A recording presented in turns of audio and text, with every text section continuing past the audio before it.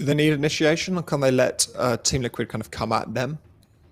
Yeah, the thing with Liquid is they have a lot of like great ways to kill a hero, but it's for one hero only. They're not going to be able to combo multiple heroes down. It's not like they have big team fight, right? So this is why ChFighters picked this Medusa with confidence. As like TA can just go in first. Doesn't matter if she dies to the Starter plus Tiny at like AA combo, because then it means they don't have the resources to kill the Medusa. So Liquid needs to break down the map quick enough so that ChFighters can't like offer up one piece of their their board to then use another. So I think I like how ChFighters can play into this game, but they still don't really have the answers of like how do they actually kill a hero on ChFighters in like the first 20 minutes of this game before TA or Medusa has farm. Like Nyx, Snapfire, just two alone, they're not going to be able to do the damage. Whilst Liquid, all their heroes are going to bring something to the game, like from minute 0 all the way through until like the mid game until Medusa TA really kind of shine.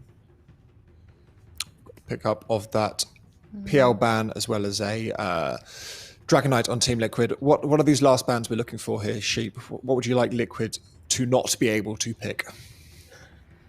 Liquid need a carry that helps with the tempo of their game because they're going quite fast so far, and I don't think there's a carry that Liquid can pick here that is going to be able to carry them late game against this Medusa TA. I feel like it just looks stronger right now against the rest of Liquid's lineup. So maybe they'll just try and go even faster, potentially. Maybe they'll just pick some bristleback carry, just start running down these lanes. I'm not sure.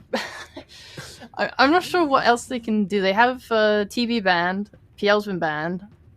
Arc, so interesting. They're not going late, yeah. Yeah, it seems like a lot of these late game carries are just out of the pool right now. Spectre, Luna gone. So I'm wondering if they're just going to double down, or if they just have something in their pocket that I can't even fathom right now that they're just gonna wipe us away with. I think they could pick a Void, couldn't they? For Liquid?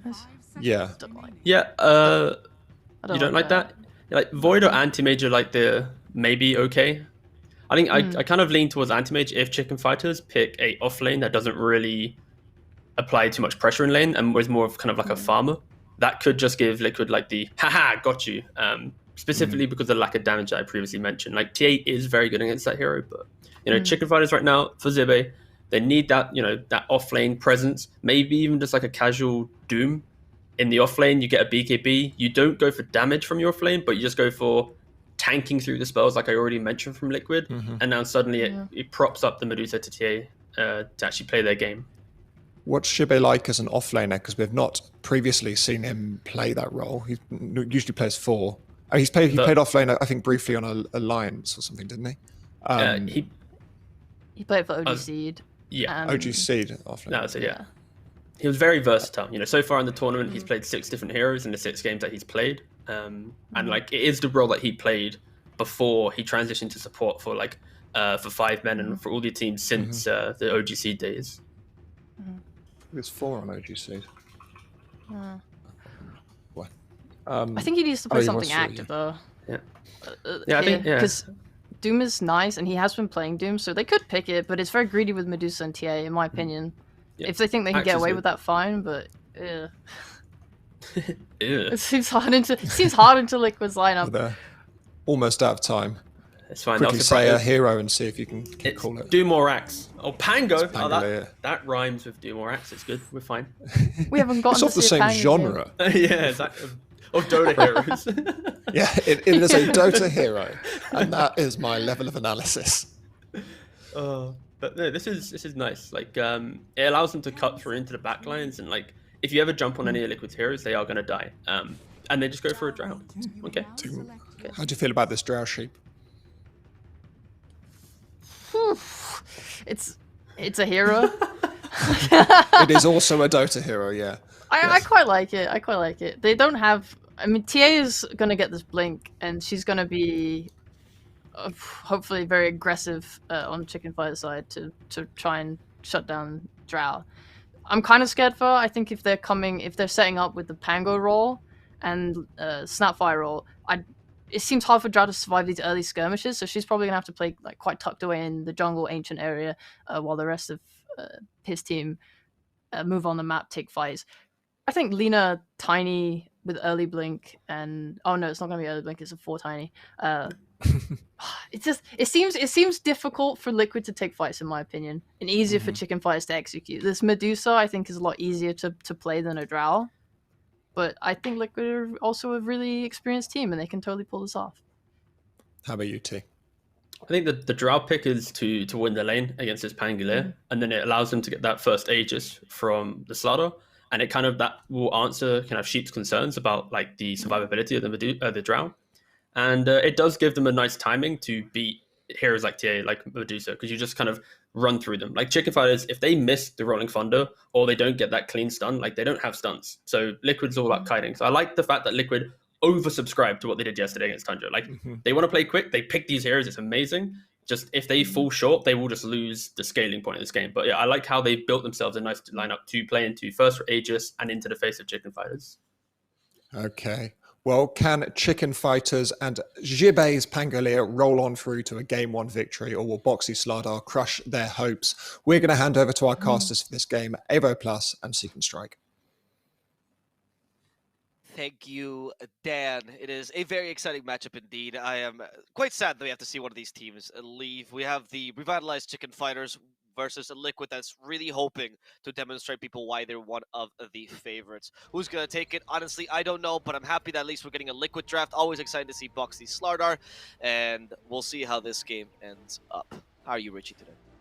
I'm doing well. You know, we said goodbye a little bit past midnight yesterday after the Spider Pigs ITB game, so I had to explain in our next series. Hold that thought, because Taiga is going to go rush B strategy. It's not going to work out for him. However, he does get a toss back, though, before he goes, and that should allow at least for a trade, but Pexu is going to surprise them there with the Fairy Fire.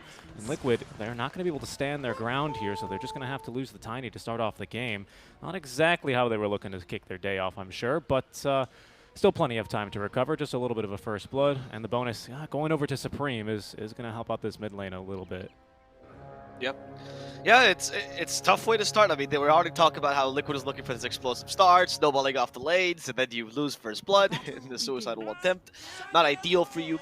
The 4 Tiny is also a hero that's very much a sink or swim hero, very much why I think he's not played as much. Well, I think with the AA, you have a lot more potential, especially in the mid game, to get pickoffs, but if your laning stage is just not that good. If Starter struggles in this laning stage, it's even worse for you. You need to find ganks somewhere. Liquid is very much going back to their bread and butter, I'd say, with this strat, where they're going to trust their incredible laning stage to be able to carry them. Yeah, I think they might be able to get that done.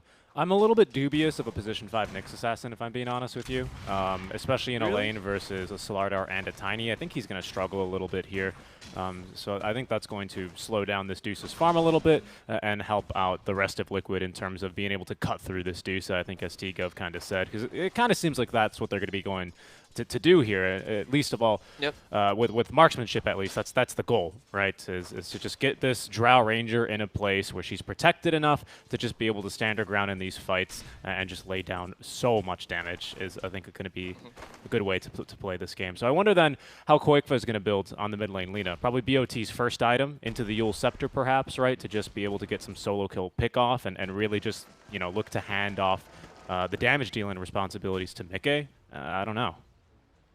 I would agree. I think the BOT's into Yule. Like, you're right. I think Mickey is all the damage you need, so if you get more control on the Lina, might be better. This might be the first time when we see a Lina not completely deviate into the secondary damage dealer. It depends how Liquid sees this game. Well, up top, we are going to see an attempt as Ancient Apparitions life, and they're going to get Insania. So that's a really nice start for Boxy.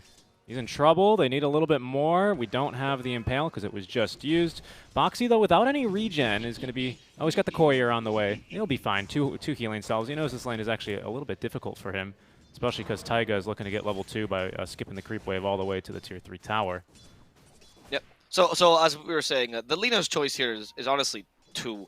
It's either I'm going to protect my carry by going more of a utility or control Lina, right? I'll just make sure that Mickey has the best game ever. Or alternatively, I'll become a second threat so that ChFighters has to choose between jumping the Drow and jumping myself.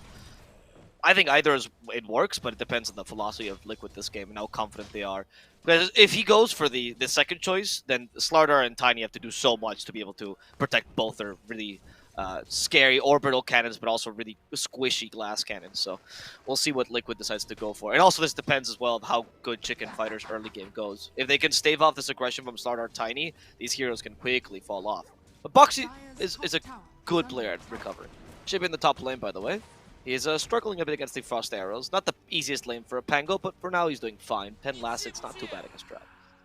Yep, not bad at all. And most importantly, he's really bringing a lot of pressure to Drow Ranger. It's now twice. I've been kind of just idling top on my camera. I've just seen him really just use Swashbuckle super aggressively here. He seems not to be afraid of the cold feet into, what, a Frost Arrows, right? This is not your typical AA, you know, kind of combo where you just have a stun into the cold feet.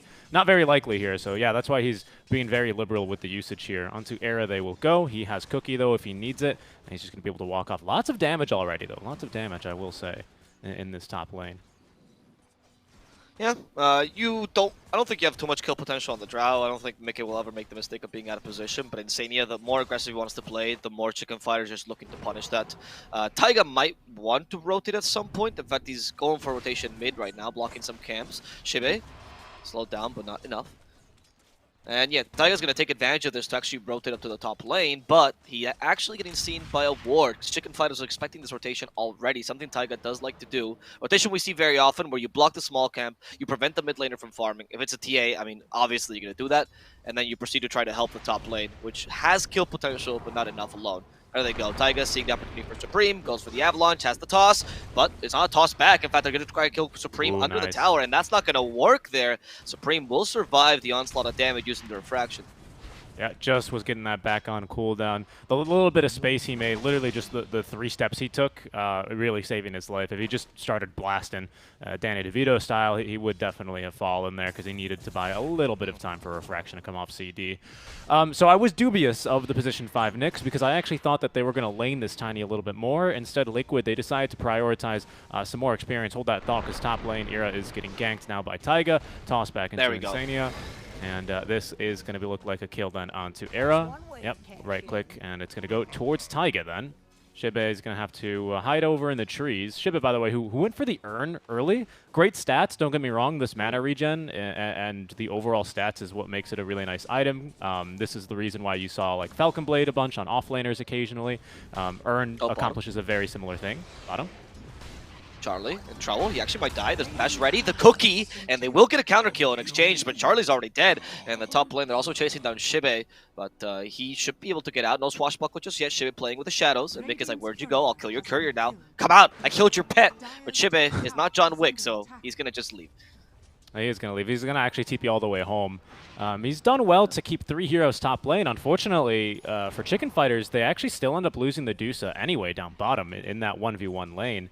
I'm not really sure where Peksu was. I think he was maybe stacking. Yeah, he stacked in the triangle. Looks like he stacked some Ancients in the meantime.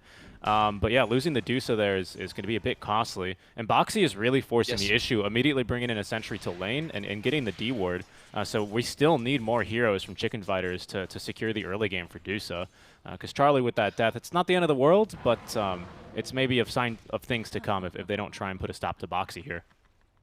This is why I like the choice from Taiga to rotate them. Of course, if your 4 rotates, Pexu can stay in the bottom lane, but then you're going to have an inequality in the rest of the lanes, right? So I don't think protecting that Dusa is that much a priority. I think ChFighters did the right play, but Taiga sets the tempo of the game by doing that. And the Slaughter can deal with ranged heroes if you go for a couple more points in sprint, if you play a bit aggressively rather than trying to harass, you're trying to go for kill opportunities instead.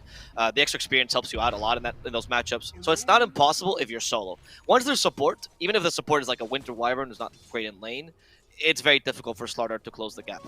But if there's no support, there's chances for you to get kills, there's chances for you actually to get farm, and the extra experience also helps you recover in the mid game. Because I've not seen Boxy, he's not the biggest fan of going Midas early on Slaughter, like some starters will do. He just recovers magically. I actually don't know. Stinger was telling me about this the other day. He's like, I never see him go Midas. I still think he recovers all the time. This guy is so good on Slaughter, and usually I think Slaughter is pretty bad. So that's, yeah, Stinger's a big fan of Boxy. He's had a good start, and I'm a big fan of his start as well, as here goes Liquid now starting to apply some pressure. I was about to say, we need to make a move somewhere on ChFighters. They feel very constricted right now. Because they... Oh, okay, and there's a move. Taiga, he's maybe in a bit of a rough spot. He's got Insania nearby, but Insania's going to have to leave him high and dry here on the high ground. Taiga with some fancy footwork, though, is going to go ahead and sidestep the Impale, and that might just get him out of dodge. I believe it will. Another trap for the slow. Peksu, distracted by the Courier, is not going to find it either. God. Wow, nice job. And he pulled out all the stops there. He really did, and throughout all that, Quakefa just gets the tower. It was untouched before that wave, already to basically half HP, so big wins for Liquid. I was about to say, we need to make a move somewhere for ChFighters, and the fact that they just kind of chase around a Tiny and don't get anything out of it really hurts, because top lane, Shibe, he's kind of just getting experience right now, 26-2. He's really fallen off from being able to harass the Drow as mid lane. You have a toss. Peksu's going to be able to live through that. So much magic amp, by the way. Even with the 1 point in Ice Vortex, 12%, yeah, that doesn't sound too crazy, but when you already amp that damage further with the Ava toss, it really starts to add up. So that's why we almost killed the Nyx Assassin, despite really low levels between the two supports. And then bottom, Boxy is just free farming as well here, basically. Like, it feels a little bit difficult right now for ChFighters to get anything started around the map. Yeah, I mean, this is Liquid's oppressive early game. They're doing really well. Taiga particularly just been doing a great job of setting the tempo. I think they just saw him, so Era's going to come and try to punish this. They do get a lucky shot this time. The Avalanche will not stop a rolling Pango. Taiga, oh no, he hit the corner! No, the corner of death! The bane of every Pango's existence, these magical corners that happen in each staircase. And actually, they're going to get a counter kill, perhaps, on Era. They do have Laguna Blade, but they don't want to use it. Marksmanship proc is going to do the trick, and Era will fall. Mickey, you're not thinking the right way home. In fact, Mickey is in trouble now, and they're trying to harass him and finish him off, but he's actually surprisingly tanky. He's going to live this off, and the rest of Liquid will just retreat. That was pretty good by Liquid, honestly. If it wasn't because the Rolling Thunder messed up, I don't think that would have been as good. But I don't want to blame Shibe for that, because if you ever play Pango, if you try to go down the stairs, it's the hardest thing in the world. It's like using a bicycle to go down the stairs. It's actually very, very difficult not to bump It's a pretty yourself. apt analogy. I can't say I've ever tried to ride my bike downstairs, but I know the feeling. I think I know the feeling. At the very least, though, even though if they don't get the kill here for ChFighters, they at least defend the stack of Ancients, right? I mean, if you get into some sort of engagement there and you end up losing the TA and Lina's still around with mana, that stack is gone, and then your game is basically ruined here for the Templar Assassin. We've managed to avert that situation. Now the Dragon Lance is about to be delivered for Supreme. I expect him, he's going to go into the Desolator immediately after. DT Rune's going to be picked up. Maybe we can make something out of this here. This Peksu's going to get tossed in place. Actually land a stun onto Quakefa, but the Observer Ward's going to be denied by Taiga after all. That's all he wanted there. That was a toss to deny the Observer Ward. Taiga. On point. This combo, though, for Liquid, like the support combo particularly, becomes really strong once you hit that level 6 on AA for obvious reasons. But it's actually kind of weak in the early game. I always mention this when it's AA Tiny, but toss, the vertical distance cancels Cold Feet, so you actually don't have anything to set up Cold Feet with. Or not cancels, just dispels it, right? Because it's too much distance. And so as a support duo, this is usually a bit weaker. That's why you rather have Tiny mid. But it works out as long as you can huddle down this early game, kind of work it out. And once you get the Ice Blast, Tiny becomes a killing machine, much like a mid-Tiny, even without Blink Dagger. Especially because you don't consider the 4 Tiny as being that big of a threat. And the fact that a 4 and a 5 can kill any hero on the map is very scary. Dusa aside, I think Dusa is the only hero that can survive this combo. Yeah, I think Dusa dies for now, and then I think there's like an ebb and flow to this graph, if you will, some kind of like parabola, if you could imagine, like centered around the mid game. Not that. Where in the mid game, I think that they do kill, or they don't really kill Dusa, and then in the ultra late game, I think they can get through her. Normally, I'd say Dusa in the late game is terrifying because you got Satanic, you got all these luxury items you can build into, but you've got a great answer to that in Ice Blast and Drow, right? So it's not going to be too effective here for the Dusa, but. All right, for now, they're just going to propose and accept the Tier 1 tower trade. No one looking to defend too early on. I think it makes sense. Both teams' team fights are a little bit reliant on having that first item for the Pango or even Taiga Blink Dagger, which he's already halfway towards. Yeah. Like the Drow is just sorry, Boxy's coming in with a Blink right now. He's going to look to possibly push and fight off the Not bad timing. Go for the Nyx Assassin. Ice Blast actually in the ready as well. Ice Blast is dead, or Nyx Assassin is dead rather. And the Drow's been disarmed. Mick is trying to get away. In fact, sees the opportunity to fight yet. Shibe, there's no corners this time, so he actually gets to stop the Slardar, and Boxy will be cooked here. As a little bit of a tribute to our British panel, they gave him some fish and chips. But that's only a single kill on the Slardar. ChFighters does defend the tower, the most important part. Era. Liquid really wants something else here. They don't want to lose their offlaner for nothing here. They don't even take the tower, but Supreme has double damage. It's a bit scary. Quakefa doesn't get the lucky shot, and he has Boots of Travel, so he knows he can just use his fancy footwork to avoid the damage. During this whole time, though, Charlie has been farming in the triangle safely, so it's actually a pretty decent win for ChFighters. Yep. Yeah, he shows up there with the Stone Gaze just to make sure that they don't counter initiate. That's the whole reason Liquid end up on the high ground anyway. But Liquid, they want this tower. They know... yeah, without Kisses, I think Kisses and Rolling Thunder were really crucial in winning that fight, as well as actually Stone Gaze. So now we literally don't have anything to defend the Tier 1 tower. So they're just right back into the mid lane. Boxy's on station again with this Blink Dagger. He'll be looking for another kill. In fact, he's just walking right up to the high ground. Luckily, at least, we have Era in position who's going to sacrifice himself to make sure they get a stun, possibly even a kill onto Boxy, but he's a bit too tanky. Ice Blast now coming for Shibe. It's going to find him. And the Laguna Blade to secure the kill. Taiga as well, closing the door from behind with the Avalanche, ultimately gets the kill. But definitely an overwhelming amount of damage there for the Pangolier. Liquid are playing a really, really nice aggressive style here. Yep. I mean, this is the style that we know Liquid for. Strong early game, good lanes. And it's not ChFighters looking weaker, it's just the ChFighters just don't have the draft to deal with this, really. You have a Medusa TA, you're going to need a lot of time to farm on the map. But Supreme is getting closer and closer to getting online. Liquid taking advantage of the Slardar to try to take up Roshan. They are dire, though, which, yeah, puts them at a disadvantage. If they were Radiant, this Roshan would be done. Because you can't just hang out in the triangle and save the Roshan. But ChFighters, despite not being as strong right now, they know they can fight this with Mortimer's Kisses usually or already available, Rolling Thunder as well, and them having the advantage of this superior high ground. Yeah, we're really starting to see the difference though in farm between Shibe and Boxy begin to play out. We can see Boxy as this playmaker, just walking up high ground, threatening for the Blink Dagger, forcing these reactions out from ChFighters, and even in this last mid fight where we did get the kill onto Boxy thanks to the Rolling Thunder, Shibe had to just awkwardly roll at them for like 10 seconds before he was on top because he just doesn't have any items yet, right? He went for this Urn of Shadows first, and he's actually still going back for the Orb of Corrosion. I thought for sure we'd see like a Blink Dagger or even a Yule Scepter, something like that, but it's going to be the pure fighting style of Pangolier for now. No, Orb is too good. Like I think Orb is the most OP item on Pangolier. You always have to get it. That's why I was surprised seeing the Urn as like a transitional item. I mean, if you're going to go for the Vessel this game, I think there's a justification for that to a degree. But against like the Slardar and Tiny particularly, I don't mind that. Even if you go for just Urn after Corrosion, I think that's fine too. But Orb Corrosion is a necessity on the Pangolier. It's just so good. You get a massive slow, a little bit of a minus armor on a bunch of heroes every time you swashbuckle. It goes nicely with your lucky shot. It's just too great. So I like this build. I think I don't know if it's called a correction or the choice is the appropriate one. Pexu could be in trouble. Doesn't have a Spike Carpus, but that's not enough levels for Pexu to survive, I don't think. The Cold Feet not even going to trigger. Boxy even considering going for the Dusa, but Shibe... Alright, the Rolling Thunder, and yet again, he hits the corner of the Roshan, but it's going to be fine. Boxy's still dead. Taiga coming in, though, hoping to finish off Supreme. There's the Avalanche. Wants to trigger the Cold Feet, though, so not going to toss him. Supreme will be frozen solid as they fight the Dusa, but she has to use the Stone Gaze herself. And now, in comes Shibe, disarming the poor Drow Ranger.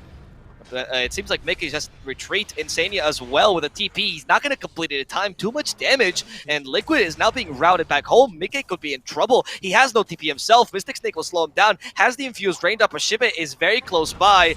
Even the Cookie to get closer to Mickey, and that's going to be a dead Drow Ranger. Only Qualifier survives this aggression from Liquid. Yeah, that was a really good Rolling Thunder by Shibe. Very well played to him, because he rolls in from such an awkward angle. I don't really think Liquid were expecting them to come from their own high ground, but he splits that fight in half. The Dusa and the Drow Ranger, sorry, make that the Lina and the Drow Ranger, are both 2v1ing the Dusa, but they actually both end up getting turned to stone thanks to the Stone Gaze, and that fight very quickly falls apart for them as soon as they are able to kind of separate the two ranged right-clickers from the rest of the team, but quite notably at least Boxy Slardar, who's the first to pop in the engagement. So really, really great fight out from ChFighters. Liquid, though, again, not being restricted by their cooldowns. They know there's no Rolling Thunder. They know there's no Kisses. Oh, there's actually Rolling Thunder, but there's no Kisses, and now they want to go for a quick kill into Pexu. He's going to manage to find a stun. Ava toss, though, and one extra bash out from Boxy is going to secure the kill. Top lane. Wikfa setting a trap here onto Insania. Shibe not going too far, though. That Scatter Blast stopped Quake's trap completely. They do hit him with the Ice Blast, though, Era. They see him with the Ice Vortex. Quakeva, you want to get the Song of Ice and Fire going? Oh, no, you missed the fire. But it's okay. Laguna Blade. Lightning will do. Who needs fire when you have lightning? And Liquid will be able to take down two supports. It's a little bit of a recovery kill, but this does transition nicely into Tiny Blink Dagger, which you just got. And now you should be able to continue the the aggression you were using before, but with more success. Because the last initiation was actually technically Liquid's, and they lost, or not this one, but the one before, was technically theirs, and they lost it. That's a huge blow. ChFighters can really respond appropriately to these aggressions. You have a lot of counter initiation, and that's what Liquid needs to be most wary of. You got to find them either separated, or as you mentioned, with their ultimates on cooldown, so you can actually get the pickoffs you require. Otherwise, it's going to be a bit tough, especially now that TA is, I would argue, pretty much online.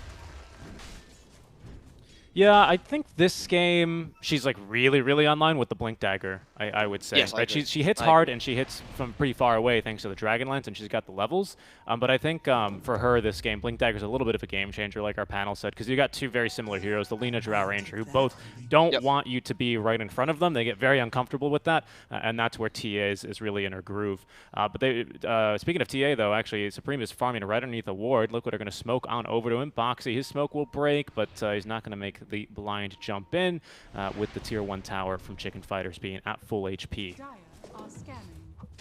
Yeah, they've been playing very much around their triangle, and as a proper aggressive team, if you're Dire, you actually try to take over the top part of the map. Your jungle is a bit better, and you can take over the Radiant Triangle, but that tier 1 tower is a big nuisance. And also this controls Roshan, which is important for Liquid, because you have a Slaughter Drow, right? In fact, it's actually important because ChFighters also has a good Roshan taken lineup with the Pango plus TA, so you want to be able to secure that objective. It's just been a bit tough because the counter initiation from ChFighters makes their triangle pretty much untouchable, and this hasn't allowed Liquid to move as freely as they maybe like. As you can see, the bottom part of the map has been completely ignored, and that's why Deuce is free-farming their own jungle.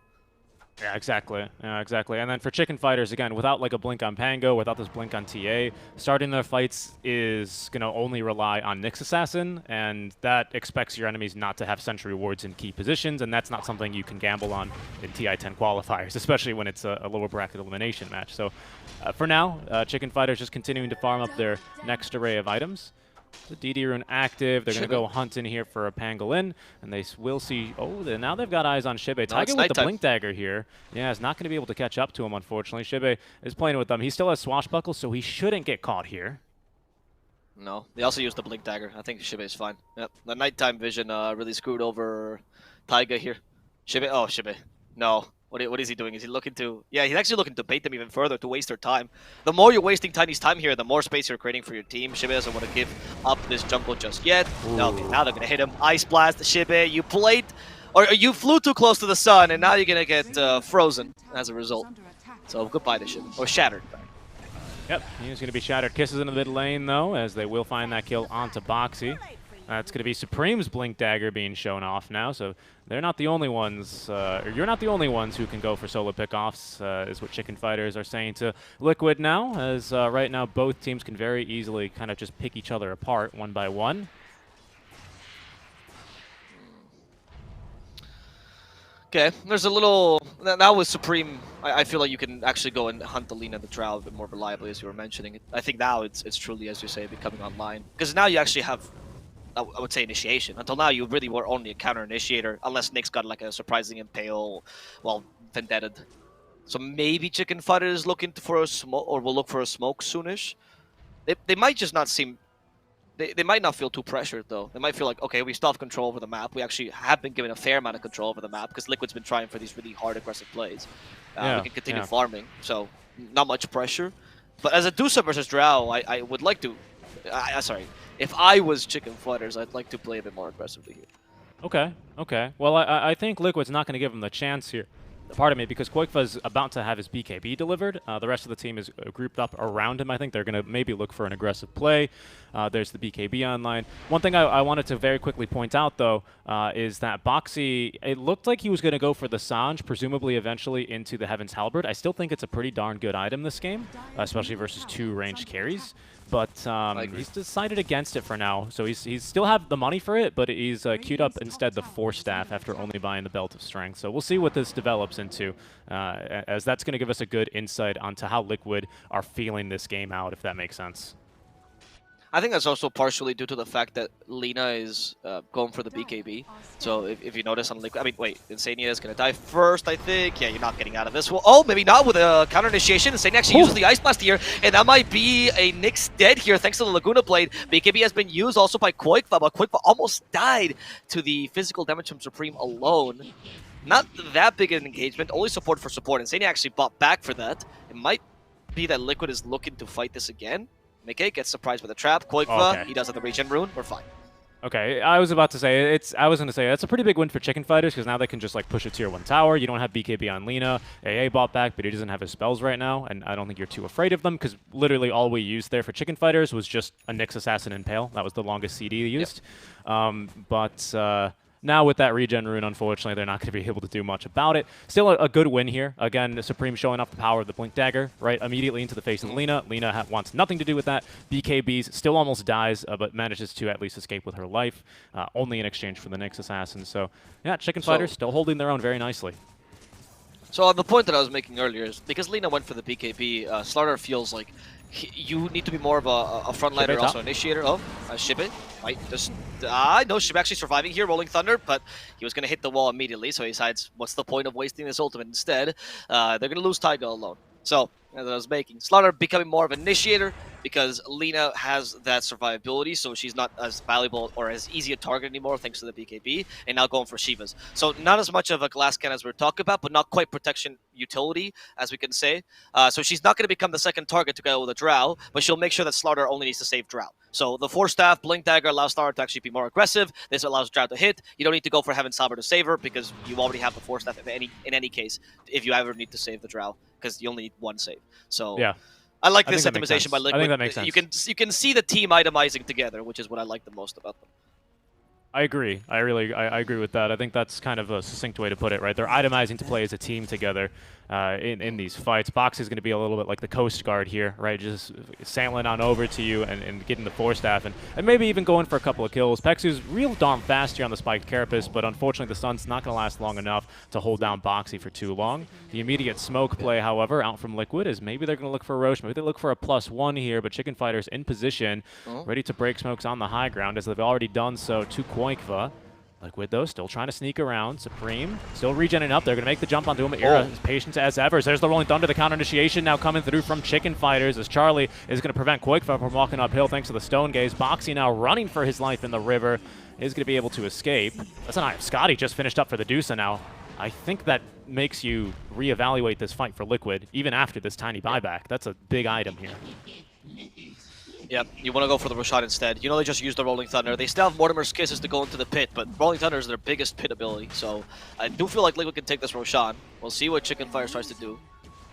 They did use the Stone Gaze as well, by the way, so those are the two, I would say, that you can defend the Roshan with. They go for a smoke here, ChFighters, just trying to get into position. That's an illusion, Charlie, but it's fine. Kill the illusion so they don't get vision. And Charlie has been tossed back. This time, they don't have an ultimate. Charlie could be in trouble, but they just don't have enough damage to kill him. In fact, the first person to die here is going to be Mickey, who did take the Aegis and a second life. Can they kill him a second time? He has a Hurricane Pike to get back up to the high ground. He's perfectly fine, and Taiga still looking for Pexu. Always the kill Liquid wants to kill first. And they're going to get Pexu quickly, but maybe in exchange for Taiga, or perhaps in exchange for Qualifier. That Yule Scepter is going to keep him up for a bit, but Qualifier will eventually die. Only get Laguna Blade off, and the Cookie even saves Shibe here. They need a little bit more damage. Avalanche will do the trick, but you lost Qualifier, you lost Insanity now. You also lost Boxy earlier. And Mickey could be the last man to die here, as he does get Supreme before he dies. Mickey with the Hurricane Pike. He's actually might find the Dusa with the Cookie. Dusa getting close to Mickey. Up close and personal is not going to work out. Qualifier comes and helps his ally here. They have no more stuns, but the Yule Scepter will keep the Dusa in place. Era trying to stop a marksmanship, but Mickey will be able to get enough space to get away. Charlie now in trouble. He's out of mana. Qualifier needs to chase after him, or perhaps Taiga. Blink Dagger in just 1 second. We have Avalanche Toss. They're going to keep Charlie in place, and that should be a kill. Liquid did it. What a game by Mickey. Oh god, his positioning this fight was on point, and that's what thwarted ChFighters' plans. Yeah, really, really great positioning there. Just kind of calculated. He knew he could get that kill pretty easily there onto the Templar Assassin. Continues fighting around, and then, of course, the Force Staffs. And that went so much better for them. I think, you know, if this was a weaker Drow player than Mickey, I think they probably still would have lost that. I think that comes down to Mickey just being really darn good at Dota 2. But because you could tell how difficult that fight was thanks to the Eye of Scotty. This 50%, what is it, 40% attack slow or whatever, 25% movement speed slow, sorry. That's huge for a Drow Ranger, especially when you need to get away from these heroes. You can see the damage pre and post that marksmanship passive being active. It's a whole different world, but Mickey definitely recognizing this and managing to live through the whole darn thing. Does lose Aegis immediately, but it's still such a huge win, especially because you get the Dusa, you get the TA. Pretty sure you get everyone in that fight from ChFighters. So Liquid in a very good position here after this fight. Here you notice one of the weaknesses of the core-to-core matchups, which is, and why they're actually going for Nyx all the time. If Nyx is dead, and also Pango, who is actually going to go and stop the marksmanship? You saw the Dusa having to do that, you saw the Snapfire having to do that, but they're ranged heroes. They don't want to be up close and personal with the Drow. They just have to, because that's the only way they win this matchup. And when they do that, they become vulnerable to Taiga, they become vulnerable to Qualifier and their Tiny and Lina, because they're actually there where they can be hit by those stuns and by those combos. So it's a pickle for ChFighters. It's the biggest puzzle for them this game. Who is going to get close to the Drow to stop the marksmanship? Well, Supreme's going to get close to the Tiny to kill him. That should be relatively easy. Nope. In fact, Ern might kill him. I think he's going to die to Ern. No, he's actually going to survive. Wow, Okay. 11 HP. Even the Swashbuckle, they attempted everything. Taiga. Second time he does this where he like just barely escapes. Yep. And now Boxy's going back for the Sanj, presumably into the Heaven's Halberd. Now we're kind of recognizing, okay, IF Scotty's really annoying. Let's go ahead and make sure that Charlie can't hit us all with that debuff, or make sure that Supreme just has to stand there awkwardly for 5 seconds, because, you know, he's not going to be enjoying that. BKB is at the ready, though, for Supreme. So it's not like ChFighters are without resources to take fights here, especially as all their ultimates begin to come back off of cooldown. So Liquid are just going to have to acquiesce that tier 1 tower and look for a fight at a different time. Alright. I think Liquid has beaten their biggest hurdle, which is the Dusa and TA timing, and now you're actually starting to look pretty good. I mean, you still have to deal with the TA until she really does fall off, but Drow, like I said, the core-to-core is pretty solid on you, and now it's up to ChFighters to make some really solid plays. I don't know, Butterfly is the best of options here for Supreme. I like the movement speed it provides. I don't think evasion is that great against Drow. But I can't imagine what else. I mean, I don't know if Hurricane Pike is even valuable here for the TA. Just to get close to the Drow, besides the Blink Dagger. Because you might need to play as a melee hero this game as TA. Nope. Talk about TA. He does have a BKB, but the Ice Blast is going to hit. Rolling Thunder protecting her. In fact, they're going to go for Taiga. This time they really want Taiga. But can they get it? Is Taiga just immortal here? They helped him with the Glimmer Cape. Shibe actually dies immediately to make it. They're still trying to kill Taiga, and they've lost Shibe, they lost Peksu. Finally, Taiga dies, but exchange for 3 already. They're going to continue this fight. Air is the target, but Stone Gaze actually stopping the Lina and also Mickey. They know they're still stronger, so they're going to fight through that Stone Gaze, but Liquid doesn't want to dive this tower too hard. Still a great trade for them, though. Oh, yeah, fantastic. I mean, basically, Ghost Scepter ruined that fight for them. Supreme went into the meld, ready to meld strike and absolutely murder the Tiny and then move on to anyone else in the fight. But he actually messed up the meld strike, and I think that kind of threw off his tempo. He was expecting to meld strike and then further attack, and then he just kind of awkwardly moved out of meld because he couldn't attack, obviously, someone that was in the ethereal form. Good Force Staff out from Boxy as he just procs a couple of reactions here. But it's going to be ChFighters still holding on to their tier 2 tower despite losing that little fight. Once again, though, having used just about every single one of their big ultimates, right? In fact, all of them. We're going to have Rolling Thunder back up in 7 seconds, so ChFighters eager to try and find something here for their time, but a kill onto Boxy in the river is not the easiest one to come by. Drow Ranger now has the Frost Arrows. Just want to point that out real quick for Mickey. You mean the Shard? Yeah. The Shard, yes, the Hypothermia. Mm-hmm. Yeah, kind of actually pretty solid this game because I think the explosions really help you, first of all, cancel a couple of Blink Daggers. Might be an issue against the Nyx. And also help you deal with the Dusa or TA if they want to start building Lifesteal or anything like that. So that's important. I think they help you farm a lot, so you can actually rival the Dusa. But I'm very impressed with how Mick has been keeping up with her. I mean, you have Split Shot, and you're a Drow. Marksmanship is decent, but it's no Split Shot, it's no Glaives. It's actually really, really impressive that you've been able to keep up with her this whole time. Yeah, I'd agree. Marksmanship's pretty darn good, but it's not as good as it used to be when you could just one-shot Ancients at level 6. That was pretty ridiculous. I'm glad they made that change. But so yeah, it is pretty incredible actually because Charlie's had what split shot since minute maxed anyway since minute 8 or whatever, right? And he's still actually unable to keep up in farm. Even Qualifier actually is doing well to keep pace with the Dusa. That's really the power of BOTs though. That's why this item helps you scale like this. Not only does it help your team by pushing all around the map and making sure you can just send someone back to deep push waves, but it also dramatically increases your net worth here into the late game as we're now, or into the mid-late game as we're now starting to enter. They call it the mid laners Midas, right? You know, and some mid laners go for BOTs and Midas. You're like, why are you buying the same item twice? I don't understand. And that's called being Arc Warden. So It is, true. Dusa does get a Daedalus here. The only thing that I've heard as a criticism of Hypothermia is that, or the shard for Drow, is that it doesn't beat BKB. Like, obviously, as opposed to Scotty, who goes to BKB, that doesn't. So it's like, why would I buy this if I can just buy Scotty? Obviously, one is much more expensive than the other, though, but that aside. But I think that in this game, when you have a Dusa who doesn't really want to buy BKB, honestly, TA yes, but Dusa certainly doesn't. You don't really mind that. Hypothermia will bother her. It might even force her to buy BKB at some point if she really feels like those stacks are piling up. And she doesn't have the option of avoiding the BKB, going for something like Satanic, because Hypothermia will cancel that too. So I actually like that very much.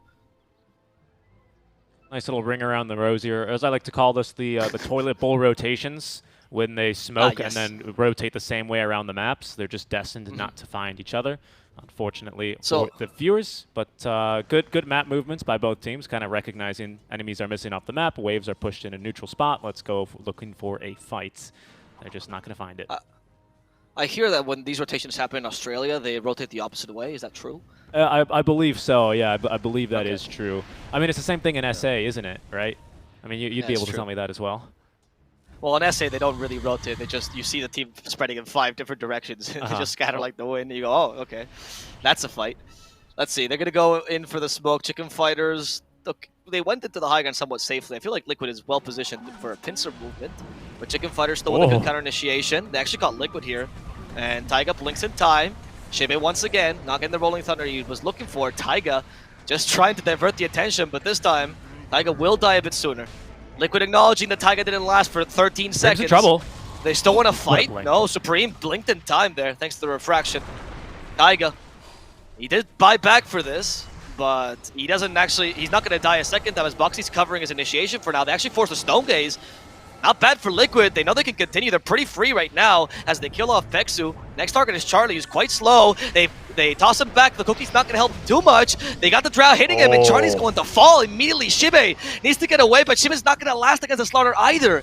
They do save Supreme at the very least for now. Era has been slowed, and the Spider likes to get away, but Supreme, they know where you are, Supreme. This meld is not going to help you. They have enough area damage, Avalanche, Gust, everything on Supreme. That's all 3 cores dead. Liquid got the fight that they were looking for. Yeah, absolutely. I want to give huge props to Taiga in that fight. Again, making this initiation so awkward for Supreme. He eventually kind of ends up cutting him out of position because Supreme is actually the only hero. By the way, that Roche died immediately. Holy moly.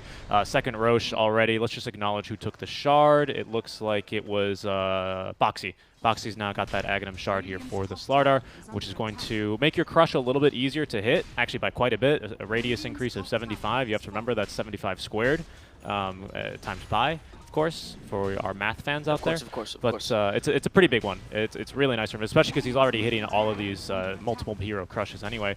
But just to highlight Taiga, again, this Ghost Scepter is such a pain in the butt for Supreme. He's the only one who blinks down to the low ground. The fight looks good initially, but once again, he doesn't get any kills off from that.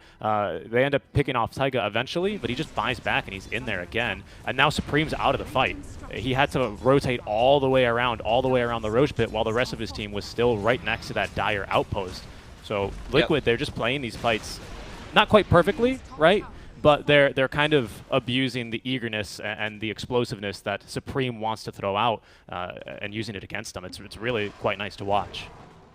The fight's just so tough for ChFighters, honestly, because of the Drow existing. You really need someone to jump her, and this is what leads to this eagerness or to the degree of desperation of just, how do we kill this Drow? How do we get close to her? And I feel like Taiga is the best at abusing this right now. He's like going into the fights early. They know they have to kill Taiga because otherwise he's going to save the Drow, or he's going to push someone back or toss someone back in the wrong position. And if they don't kill him early, and with honestly his tankiness, they just struggle. So Taiga diverts the attention, separates the fight. Boxy does the same. They create a chaotic team fight, and by then your counter initiation, however good it is so difficult to use. Rolling Thunder with spread targets doesn't look that great. Stone Gaze, you just look away, you're fine, you can always re-engage. And the Mortimer's Kisses, we haven't really seen a moment to be able to use them because there's always a stun ready to cancel them. Or a silence. Yeah, or silence. Yeah, that's so far so good then. Oh, and one of my favorite interactions, you can gust a TA out of her refraction. Or her meld strike, sorry. Yeah. So that's always really funny to see. You just kind of blow some pocket sand over her, push her back a little bit, and out she goes. So that's what they use to pop that Weasel. Mikae, by the way, already up to level 25. He's gone for the CDR. It's going to help him greatly now. Lower cooldown on the BKBs, lower cooldown on Hurricane Pikes, which is great because the rest of your team also has really low cooldowns, and you're really only restricted on fighting whenever your BKB's online. So this is going to help Mikae and the rest of Liquid just continually apply pressure and really put their foot on the gas here. Yeah, now they want to take over the triangle, I would say. Then you push mid and top, honestly. And this allows you to have complete control over Roshan. I mean, obviously taking over the triangle is always useful, but in the current state of the game, you push the top and mid lane. You leave bottom to push alone, because that's going to be... like that's the dead lane for ChFighters anyway, usually. So now you exert pressure to the whole map anyway, but due to the nature of your rotations, and you keep control over Roshan. So when it spawns again, they won't have a chance to take it. And it's so difficult for ChFighters to contest this because, like we've been harping on the whole time, they lack an initiator. They really only have Shibe. And now we're starting to see the biggest issue of playing Pango against ranged heroes, which is, oh, just get on top of them. Easy, right? But if you don't, if you happen to miss that initial stun, Drow will kill you, like in a matter of seconds. This is going to become very similar. Oh, this is a Satanic. I was like, what are we doing with a Reeve here, Mikae? Satanic, of course. This is going to be very similar to like a TB, where, oh, there's a Pangolier rolling at me. That's adorable. And he's just going to kill him before he can even get halfway there, pretty much. It's the same exact thing here with the Drow Ranger. Charlie, there's going to be the stun onto 2. Mikae starting to pump in the damage here, but Boxy needs to go back himself away. My goodness, Charlie already down to half HP and mana, so that's why he's going to go ahead and pop the Stone Gaze. But Liquid will just take this opportunity to go ahead and heal back up a little bit and get ready to go right back on in. We still have half duration left of this double damage rune for the Lina, who's taken the plus 150 attack range talent here at level 25. The Rax did regen. Oh, they don't care about the backdoor protection whatsoever. Oh my god, Drow. Oh lord. Alright, backdoor protection doesn't matter. It did disappear towards the end. Make it takes a lane of Rax for free. And, I mean, now you're waiting out the Aegis, but because of the control from Liquid, I think they'll still be able to take the next Roshan. So what ChFighters need to do is wait for the Aegis to expire, which they definitely have calculated, and between that timing and when next Roshan spawns, force a fight with a smoke, and ideally flank them. Or here, time it so well that you kill them right before the Aegis, unless they actually toss the Deuce back. The Deuce is in trouble. She has no mana. They hit her with the Ice Blast as well. The Cookie's not going to help her. They don't care about the Lotus Orb. Charlie's going to die. It even saved Taiga thanks to the Force Staffs, and they catch Shibe. No more Pangolier, no more Dusa, which means no Initiator, no damage, and no big AB on TA. How is she going to get in? Okay, well, there's Aegis being reclaimed. ChFighters, if there's a time to fight, it's going to be now. They're on top of the TA, but a huge crush up from Boxy. Catches 3. The Cookie, though, and the Rolling Thunder. That's going to be a dead Drow Ranger for 100 seconds. Koikva now in a bad spot. Does not have the BKB. Has a Yule Scepter, but no chance to use it. As ChFighters, they have to buy back and throw whatever they've got at Liquid, and it's going to net them 3 kills here. Nice job out from ChFighters. I mean, hey, it was difficult to get in, but Shibe with the Blink Dagger, he was huge there. And look, Liquid was thinking the same thing as me, and then like, right, buybacks. That's the way to deal with us. So yeah, good job, ChFighters. That was really on point for Shibe. I think there was a moment of like a lull of happiness for Liquid that Shibe took advantage of by being able to roll in, as they had. Usually their line is always the Slaughter of the Tiny in front. You know, Taiga and Boxy protecting the Drow Ranger. This time you actually saw Mikae kind of being the frontliner, not on purpose. And Shibe took advantage of that really well with a really quick buyback. On point. I think that's the way you want to come back into this game. Still tough to do this consistently, but it's a start if ChFighters wants to win this game. Yeah, it's a start. Something I really want to mention very quickly, because I've been very keen to call out Taiga, or not to call him out, to praise Taiga is a better word, on his positioning and on his hijinks here, and just kind of generally ruin Supreme's game. Supreme has got the nullifier for him now, so he's not going to be able to do that any longer. This is also a huge item, because as you're very keen to point out, we've got, what, 3 Force Staffs already available, right? Maybe even more. 4 Force Staffs, I think. Everyone but Lina has a Force Staff on the side of Liquid, and with nullifier, those aren't going to do anything, right, with the nullifier active on. So that's a really huge item here, not only for securing these kills onto Tiny, but making sure that whoever's the nullifier target can't really get too much assistance from the rest of the team. That's a good point, because Taiga has been saved by the Ghost Scepter, the Glimmer Cape, and the Force Staffs, right? So you pretty much, that's the catch-all for any sort of save for Tiny, so I agree. Yep. And killing Taiga in the beginning is very, very important for these team fights to go well for you.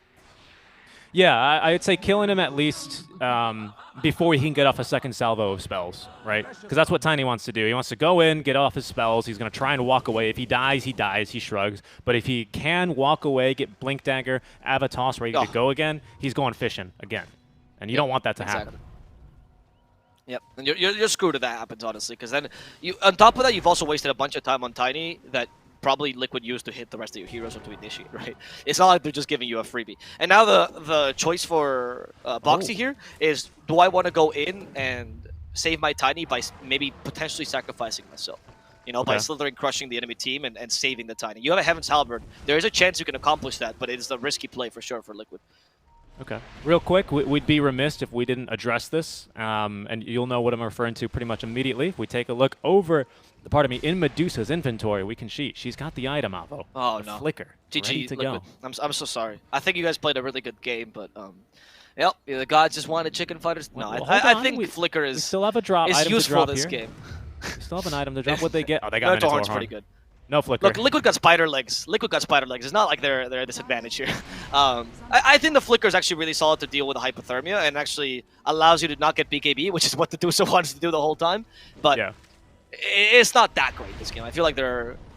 well, I guess you dispel Corrosive Haze. I think it's pretty darn good. It's pretty the good. item to annoy a Slardar. Gets rid of cold feet. You're right.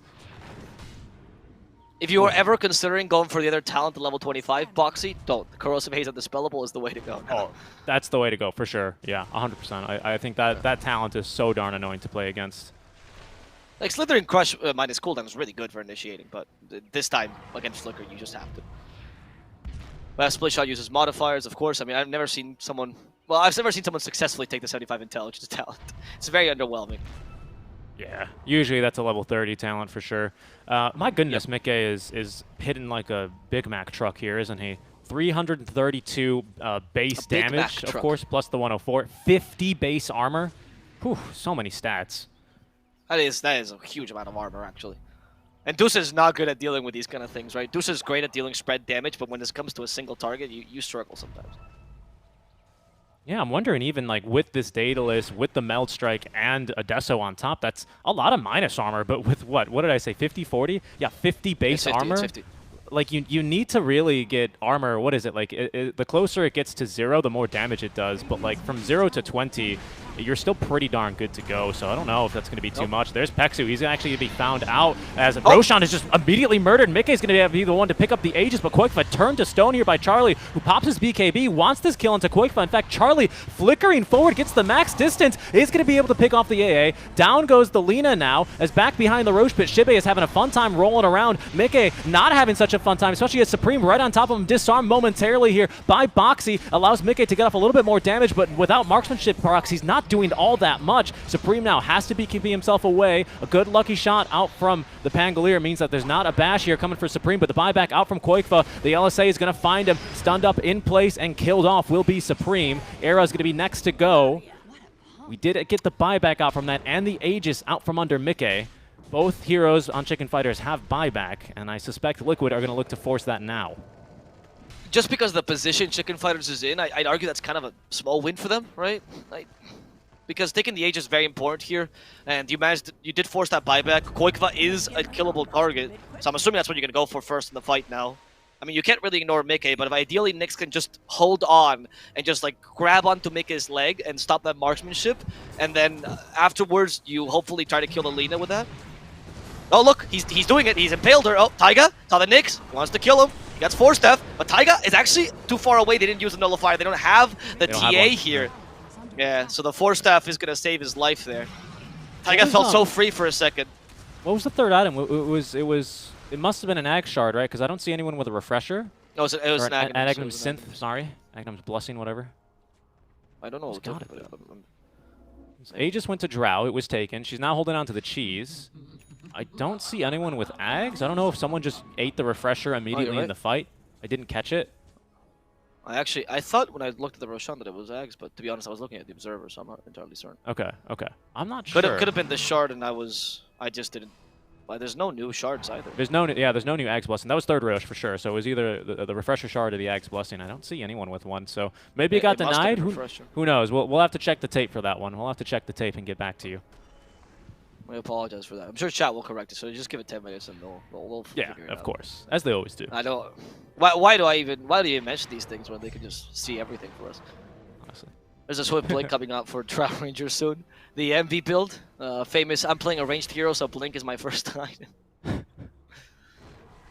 He was the inventor of this on Clinks and Drow, dude. Credit where credit is due. FPS. All right, look, this is enough time for chat to catch up, so they can read it and then find out what happened. There you go. I mean, to not only envies, but your credit for calling this out, and also the RNG of Liquid. When you get spider legs, like, of course you're gonna get rid of your boots and go for a Swift Blink. Like Swift Blink, it's not as busted as it used to be in 7.28 or whatever the last patch was, when it was like the item. It was like second item on everyone because he would break the move speed and run around at the speed of light. But it's still pretty darn good, especially when you have spider legs good to go, because we don't really need power treads. The 10 stats, Drow's not gonna really be hurting too much for those because Mickey is now at the very plus 322 base damage without them, so he's going to be able to just about one-shot the entire game here with that amount. Our wonderful production team told us it was Ag's Blessing, but I love this phrase. No idea the fate, though. What was the fate that befell of the Ag's Blessing? We do not know.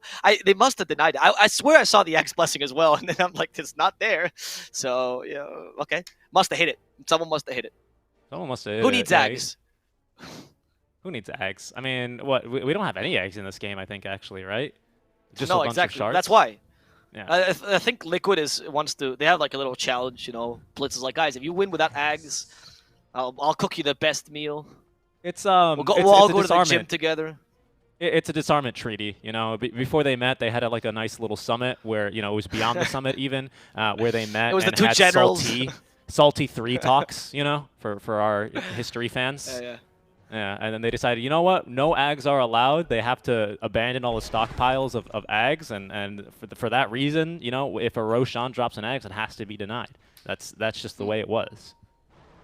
If there's any people I trust to actually uphold this treaty, it would totally be Northern Europeans. There's no more wholesome people. Like ChFighters and Liquid, they just met up. Era's like, yep, for sure, we'll do this. Yep.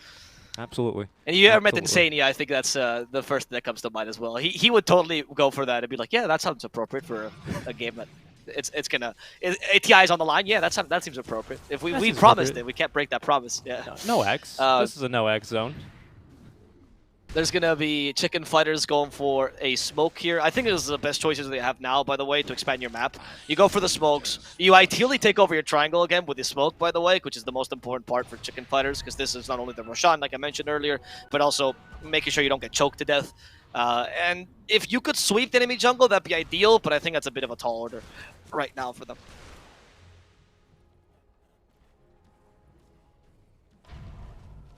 Maybe you wait for the Swift Blink on Supreme. Maybe that's the next item that you really helps you out. I think so. It's tough. I think so. The thing is, you really want buyback though on Mickey right now. The game is very much in a balance. I mean, with TA like these are building shredders. Absolutely, like obviously, right? You don't just wait for them to go. I mean, really, any lineup at 50 minutes in is going to absolutely shred your base if you don't have buyback. So it's just out of the question. I know for a lot of people who play Dota, that's like a wild concept, but for Mickey, he's very well aware of the consequences that a death without buyback at this stage would entail. Yep. I mean, I don't know. I've seen Liquid. Liquid does some crazy things in the late game. It's partially why they're so fun to watch, right? Sometimes they are aware of the consequences, but it's almost like they have a mentality, which I think is appropriate, of we shouldn't care too much about it, because that just stops whatever progression you can have. That's why I think the smoke is appropriate. Like, don't play too defensive. Don't let the Indian team come back. But ChFighters is well positioned here for the smoke. You can guess where they are, Charlie. Okay. Charlie? What? That blink? Charlie? He wants to become a ward there for a second, but he has a flicker. He has a flicker, so it's fine. In fact, Charlie, he's not fine. They toss him back. Taiga, they hit him with a nullifier. They can't force him any further. Taiga might just die to this. Taiga's dead. And Liquid, they need to... Oh, shit. What just happened to Shibe? Oh, no. Shibe, he's going to be killed between two walls. This can't happen, Shibe. Not like this. Not like this, Shibe. He's actually going to survive. No, the last hit by Drow. Finished him off. Mickey has to get away. He's been slowed by the Scotty. Has the BKB. They hit him with a nullifier. They can't force him to safety. The Mortimer is on top of that. Mickey is going to die. Buying back immediately. Qualifier needs to now take over the role of Mickey. Taiga even came back into this fight as well. Want to regain the high ground here. Qualifier using that Shiva is trying to slow down Era, at least getting a cheeky extra kill on the support, but they need he's been something. slowed by the traps. He can't get Era. Those traps are too annoying. Era's going to be able to TP. Boxy, can you guess it? No. That was huge. That was huge. That's absolutely huge for ChFighters. We did have to expend the buyback there for Shibe to get back into the game, or to still make the fight. But Mickey buying back is absolutely huge because Roshan's not going to be up for at least 2 minutes, maybe an additional 5. We still have buyback on Dusa and TA. So right now, Liquid, they just have to stick together and hold each other's hands as they move around the map. Because if Mickey dies, the game is over in these next 3 minutes. I honestly would say that Taiga buying back is also pretty huge because now you don't have this reliable suicidal 4 that can go in and you know, even if it doesn't, like you said it before, oh, if I don't survive, who cares? It's fine, I'm a 4. But that's only because you have buyback. Like at this point of the game, you losing that Tiny is huge, and with a nullifier, you no longer have save for this Tiny. So, I mean, that nullifier, it's paying dividends. It actually stopped the Drow and the Tiny from being saved. It's the best counter to the 4-step. It's honestly such a good pickup here. Supreme might have won in the game with that pickup. That fight was won by the nullifier for sure, against Drow and against Tiny. Yep. Yeah, the fight's, again, really awkward when Tiny's not there. Poor Pangolier, though. Someone submit a bug report on that wall. In case you're unaware, in the Roche Pit, and we'll do this very briefly, these walls and these walls don't exist. You can't pin anyone with a spear. You can't bounce off of these. It's only this lava kind of waterfall wall on the back lines, or on the rear end of the wall that actually counts. I've never seen anyone get stuck like that in that specific area of Roche, so that's a bit unfortunate, because he literally almost died. I mean, he did die because of that, really, but he almost died while he was bouncing back and forth. He was just like, what is going on? This game, Shiva's playing against 6 people, right? Like, he's playing against the 5 Liquid players and the map, which is against him this whole game. It's so difficult for the poor guy. And as Pengo, I think you're the best bug reporter, because you are the one that's going to find all these terrain bugs every single game. And Shibe, I mean, it ended up being a really good bait for them, though, so kudos to that. Maybe Roshan wanted to bait Shibe. This map is the evil cousin of Dora the Explorer's map. It's not really too nice. It's true. It's alive, and it hates pangolins. Yeah, what do you mean, in danger of extinction? No, I'm going to make you extinct. Roche is up here. Good vision on Charlie, of course, but he's being escorted by the rest of ChFighters. We're missing the Nyx Assassin. They're going to scout him now, but we need the Gem of True Sight on over to really see where he's at. There's Boxy going to make the jump on over. Charlie, though, Swift Blink on in. He's going to look for Quakefa. Quakefa not wanting to pick up the BKB yet. He's going to just die, actually. The roll-up right on top, and that's a dieback Avo. Supreme still has BKB ready to go. They're going to try and kill Taiga before he can TP away, but the map stops Shibe from doing so. Boxy now pops his BKB, still being slowed to a crawl, and they might even have the damage through the BKB TP. No, he's going to be able to live, and pardon me, that was not a dieback on the Lina. She now has the buyback ready, but it was a very stressful period, especially because Avo, it's a fast Roche. She's back in 20. Yep. I'm sorry, I can't take Shiba seriously this poor game. He's bonking everywhere. The poor guy is not, like, he's not even making mistakes. It's just he's fighting all the corners ever in this map, dude. He's found out this map is truly square. Anyway, so Liquid, they do lose Lina, but as I said, they have buyback. I don't think it's that big a deal. This Roshan, though, it's what matters the most. This might give ChFighters the edge. Liquid doesn't want to fight this. They can still defend this even with the Aegis, but it becomes harder for them for obvious reasons. And yeah, it falls too fast. It falls too fast. If a Pango and a TA, it's impossible. Charlie now with Ag, so he's got the cold-blooded. Yes, in its weakened state for sure, but guess what? Now that we're level 28, we're taking the talents anyway, so you might as well, right? So it's going to be pretty nice for him here. He didn't have to buy that Ags. With Refresher Shard, I believe that he broke the treaty, though. He broke the treaty. Okay. Yeah, he's going to get double Stone Gaze. I mean, I think I was considering this is the 4th Roshan, actually. The Roshan is quite major. Getting the Refresher here is pretty big. More than so than the Aegis, really. Double Stone Gaze, and Liquid no longer can do these re-engagements in the fights. I don't know if ChFighters have the best high ground push, but we're going to see now in a second. At least they'll be able to not use the Lina's buyback. They've got it. Look at how they're going through this Tier 2 tower with back. No, I don't mean as if they have push. I mean as if can they get close to the high ground, right? Like with the defense that Liquid has. Sorry, is what I meant to say. I think so. Drow is a hard hero to kill in the high ground. True, but Pexu's got Ags now, so he can just burrow and be a disgusting, annoying bug on their cliffs, right? I mean, like, how do you initiate into this? It makes Boxy's life, it makes Taiga's life a lot more difficult now that you have to deal with this burrow, an AoE stun on Carapace, just these massive impales coming through.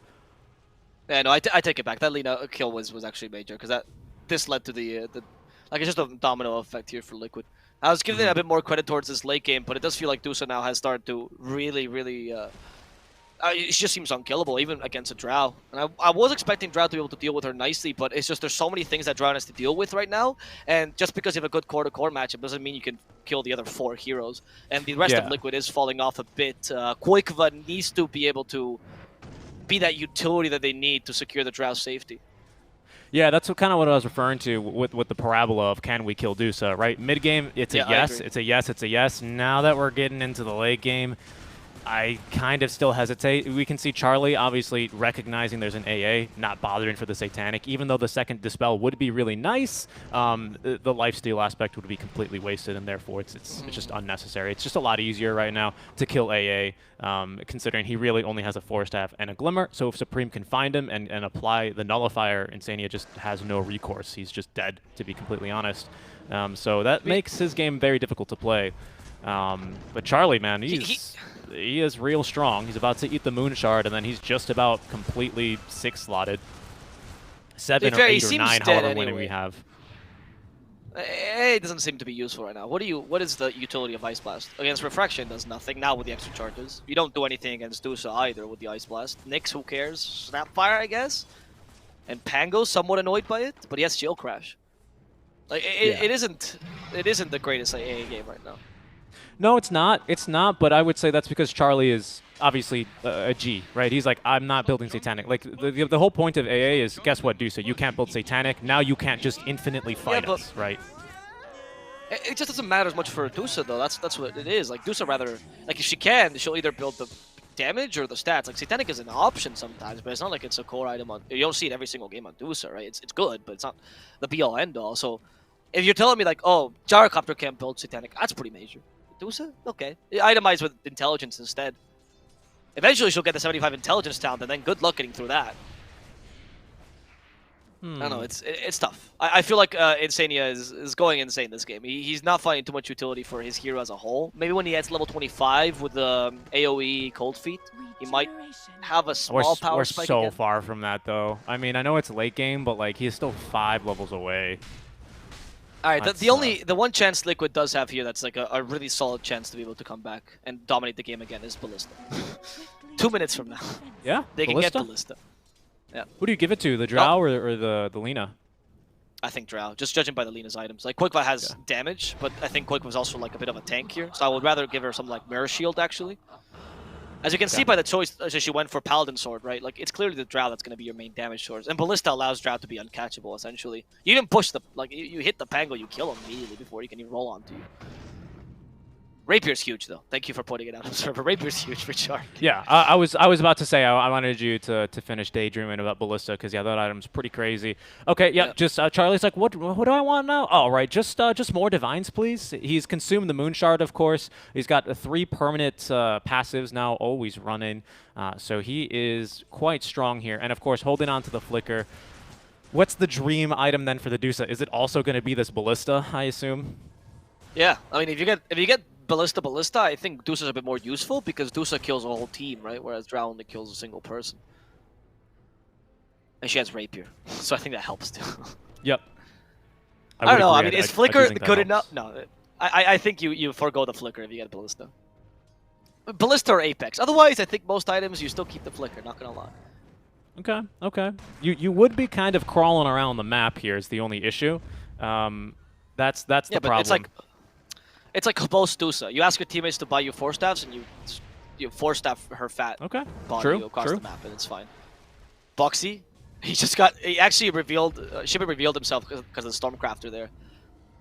So they knew that was that was a lucky draw by Liquid. They missed the Gust there. They want to deward first. That's good. And Charg's like, guys, I have Rapier. We fight. All right, tier 5's up in 5 seconds. As well. Okay, so they're all fighting around the Ancients now. This is the big objective because the Ancients provide these tier 5s. Quick, go! So they're in Crush, okay. Supreme. Missed that hit on Boxy. And they actually have the Avo toss. They're going to bring Supreme back. Supreme is a kill, possibly. Shibe trying to go for Mika. Mika has the BKB. And now Supreme is going to die. Shibe is in the same position. That's going to be 2 quick kills for Liquid. They protected the Ancients just like they wanted to. This game is not called Defense of the Ancients for nothing. Oh, they It's actually not. blocked the camp. They blocked the camp, but guess what? That No. means the Ancients get to live. It means that they weren't immediately true, cleaned true. up, and They that's defended. a huge pick for Liquid as they're able to just pretty much uproot ChFighters. ChFighters, since 4th Roche, were just kind of That's sitting huge, that's huge. on the chest of Liquid here. You know, they weren't letting them breathe, really. They couldn't get out of their base. They were only getting whatever waves they could. And now Liquid are finally free to roam around the map and look for fights of their own. And they know there's buybacks here to be forced out from ChFighters. So you see my point about the high ground point. Like, if you have high ground, like you have the right positioning on Liquid, I feel like you're still stronger, right? That's why I thought the push by ChFighters wasn't ideal. I was kind of feeling into the narratives like, okay, sure, ChFighters, yeah, they just won the Roshan. This is the way to come back, but the Drow's still a bit too strong. And this shows by Liquid's confidence. They're not even going for the tier 5s. They're just going to go straight for the racks. Better use of the time, I would say, at least a tier 3, and then go back to the jungle, yeah, retreat, and now farm the camps as much as possible. Oh, make it. Oh, no. They wanted more buybacks. They wanted more buybacks there. Okay, there's Giant's Ring. It's the first one. For Lina. It's okay for Slardar, I'd say, maybe this game. It's not the biggest thing, honestly. Giant's Ring, it's okay. There we go. Yeah, they need something. I mean, all 3 waves are pushing in. Oh, it's a big old stack of ancients. Yeah, Mick, I was about to say, there's no way you could resist farming that stack of ancients. Book of the Dead, welcome back Necro books. And there's going to be Book of the Shadows, so lots of books here for Liquid to read. Honestly, the books are not that great. I would say they're the weakest tier 5 items, and not just because I'm illiterate. It's a bit tough. I don't know. Those weren't the items you were looking for. Book of the Dead might be useful in the beginning, but if this game goes a bit longer, you much rather have Apex or Ballista or even Mirror Shield. Well, there they go. Book of Shadows is pretty legit, I would say. It's a really hard counter to... Actually, wait, can you dispel Book of Shadows? Because if you can, then never mind. It's Nullifier, and you just lose. Well, it applies the basic dispel when you use it, so it gets rid of that null. And you can't hit him, so it technically can't. I'm not really sure how it would work, the interaction, to be honest, but you technically can't, so... Pretty good for the Tiny, I agree. Book of Shadows might be pretty useful. Book of the Dead is like, okay, and Mirror Shield is pretty... I mean, what does Mirror Shield do this game, Ex Machina? Ex Machina drop for ChFighters. That's pretty great. The extra armor is actually a huge part of this item now. Against the Drow?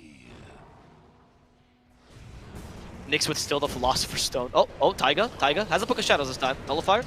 And he's not going to get to use anything. No, he is not. So, oh no, he didn't have the Book of Shadows. Sorry, they gave it to Insania. Yep. All right, so the pick off there onto the Tiny, but ChFighters are going to have to go back and defend against the super creeps pushing in through the top lane. I don't even remember when we took those creeps. That was like half an hour ago already, it feels like. Divine Rapier number 2 being queued up by Supreme. That's what he's going for. Our Lina now pretty heavy into damage now with Satanic. Oh, she found a Mirror Shield here for the Lina. That's pretty clutch. It's kind of exactly what you were looking for here on our Lina. Seer Stone then drops for the ChFighters. It's not a bad item here, I'd say, for the Nyx Assassin if he ever wants to get rid of this Philosopher's Stone. I mean, you get rid of it in the middle of the fight, right, for full efficiency. Oh my goodness. Flicker, then Ballista. I mean... Oh, she got Ballista, did she? Yes. Oh, yeah, they got... Oh, man. I guess this is like payment for what happened to Shiba earlier, and the map's like giving back, you know? What the map gives, the map... for Pango? Oh, my goodness. Oh, my goodness. Oh, wow. Yeah, these look like better items, honestly. Yeah.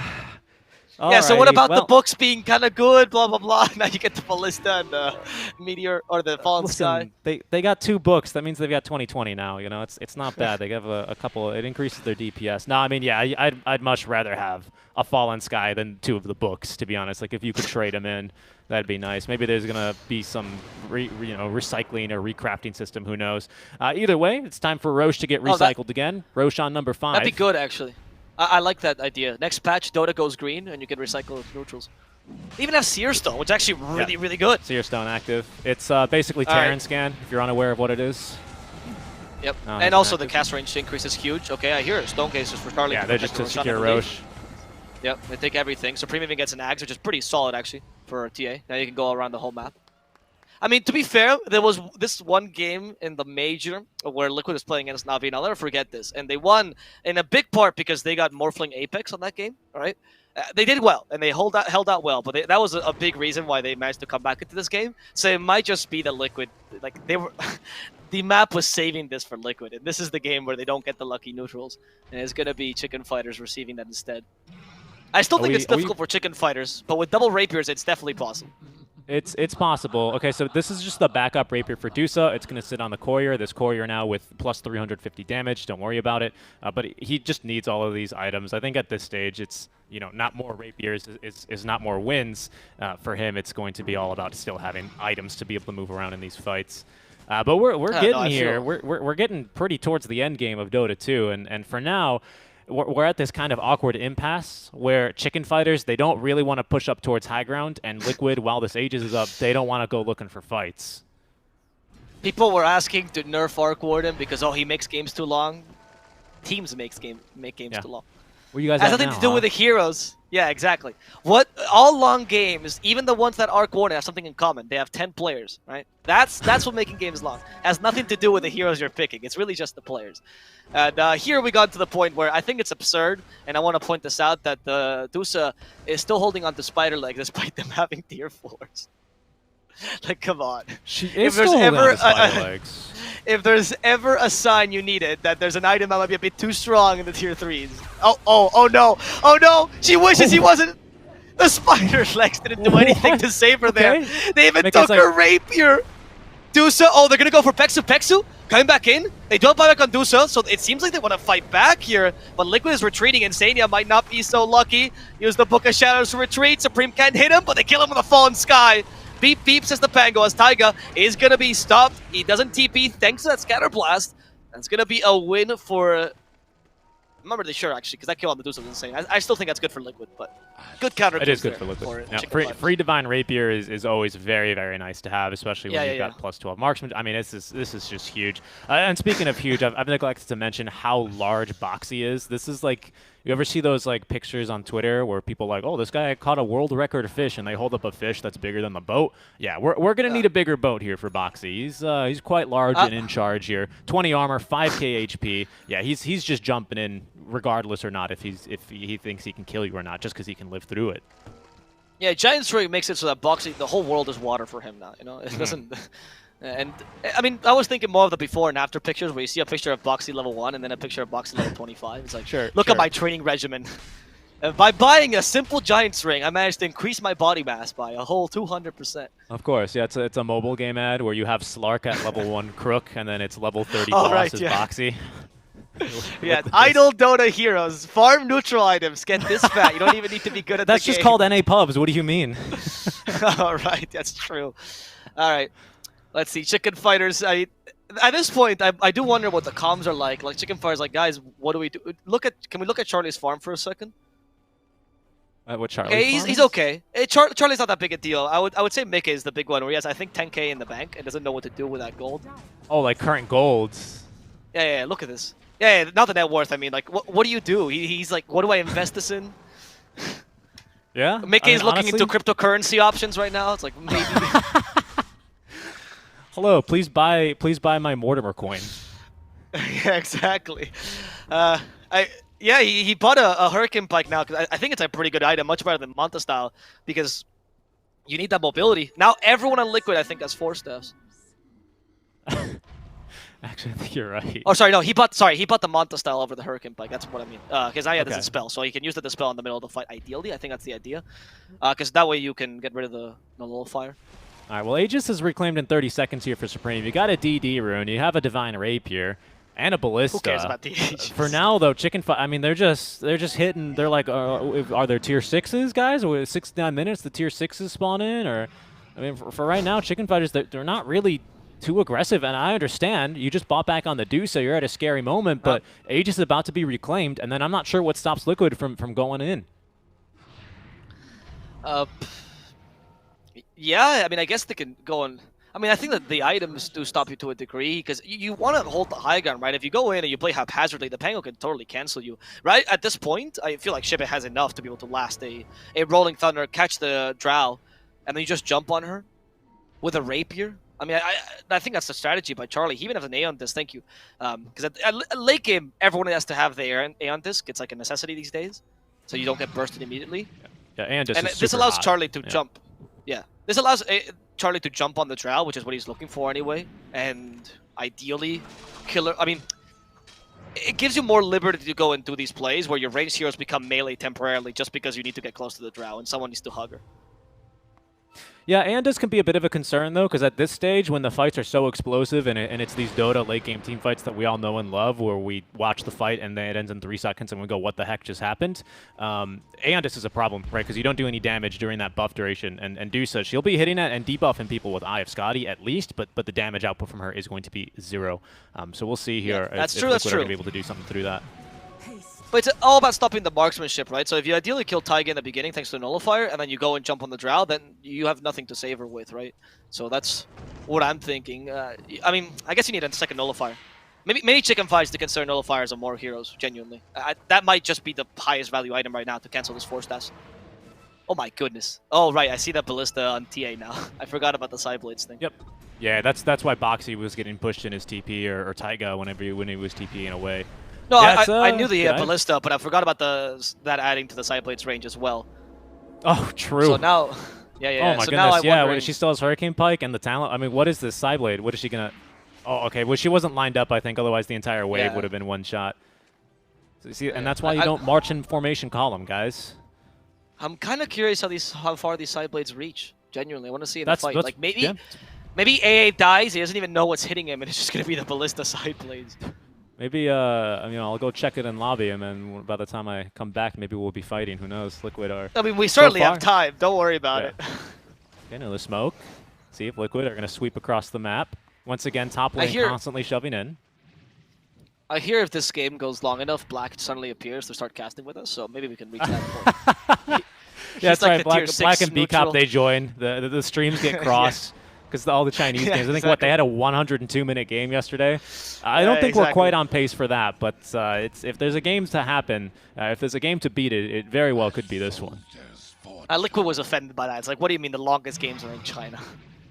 Because Liquid is definitely the game of the a team of extremes, right? They either go for like these really fast games, or sometimes they'll just struggle to finish the game, but they will never quite lose it, right? That's what's sort of impressive about it. A lot of teams are early game oriented. As soon as it goes to the late game, they start like faltering and they don't know what to do and they just lose. But Liquid just holds on endlessly until they just win by a war of attrition. Roshan, number 6, about to respawn here. It's going to be a 1-minute Rosh. I believe that's Roshan number 6. It might be 6 or 7, to be honest. I think it is 6, though. 7 would be a bit ridiculous, I think, actually, even in 73 minutes now. So. My bad, by the way. Nullifier cannot be dispelled. That's my bad. I was working with the... I don't know. I was working with that impression, actually. Okay. So then I guess it does take out the Shadow Realm.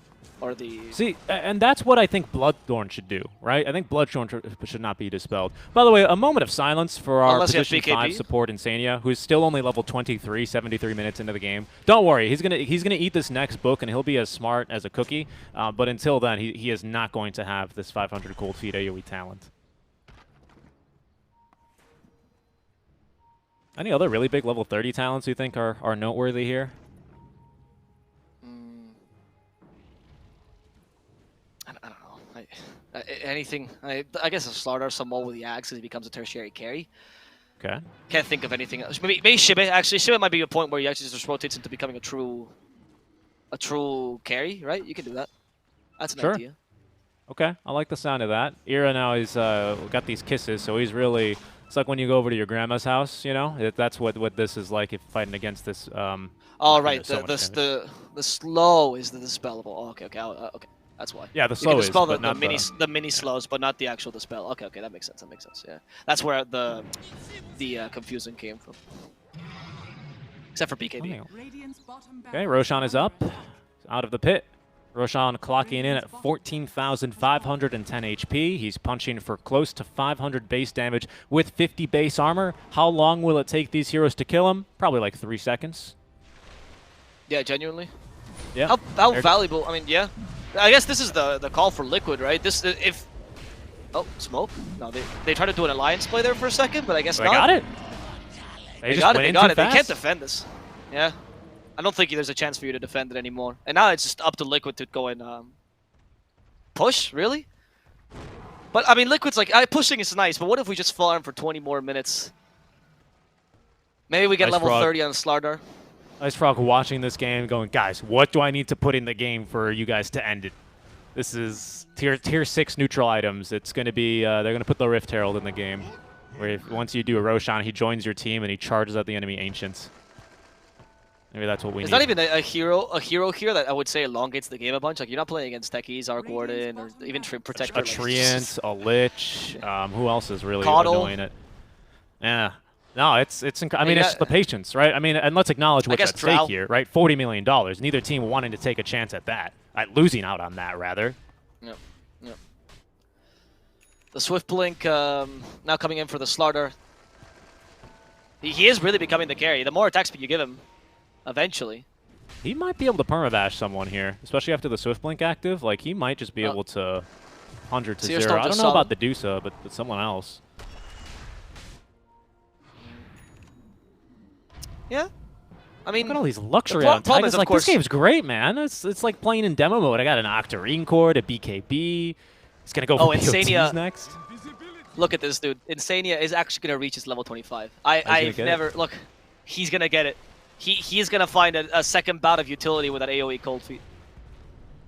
It's pretty big. It's honestly pretty big. Like, this makes him so much more annoying in the fights. I think for now, ChFighters have been kind of able to ignore the AA. Like, but now it's like, dude, all these cold feet AoE procs are going to be super annoying. It's going to be great at getting through refraction procs. You know, Dusa, a hero that normally likes to stand still in fights. That's why you draft her usually into Enigmas. You draft her into Faceless Voids because you're like, I don't care. I'll stand still and just kill you after. And that's something that AA is going to be very strong against. I'm wondering, does Dusa have a... Assuming she does, right? Oh, yeah. She does have a 7-second BKB still. Actually pretty decent. 7 seconds still. Last time Liquid went up to the high ground was about 35 minutes ago. Boxy's just going to sneak on up. Doesn't need to take the stairs. Supreme, okay, going to try and punish him. Actually gets a bash here off from the Melt Strike, but now Supreme could be in some trouble. My goodness, getting through the reflection, but Charlie as well as Shivit back on down to the low ground. They turn Mickey to stone. Pexu is going to try and pump in some damage here along with the Dusa as the kisses begin raining down. Taiga unable to get up to the high ground as Supreme will be able to finish him off.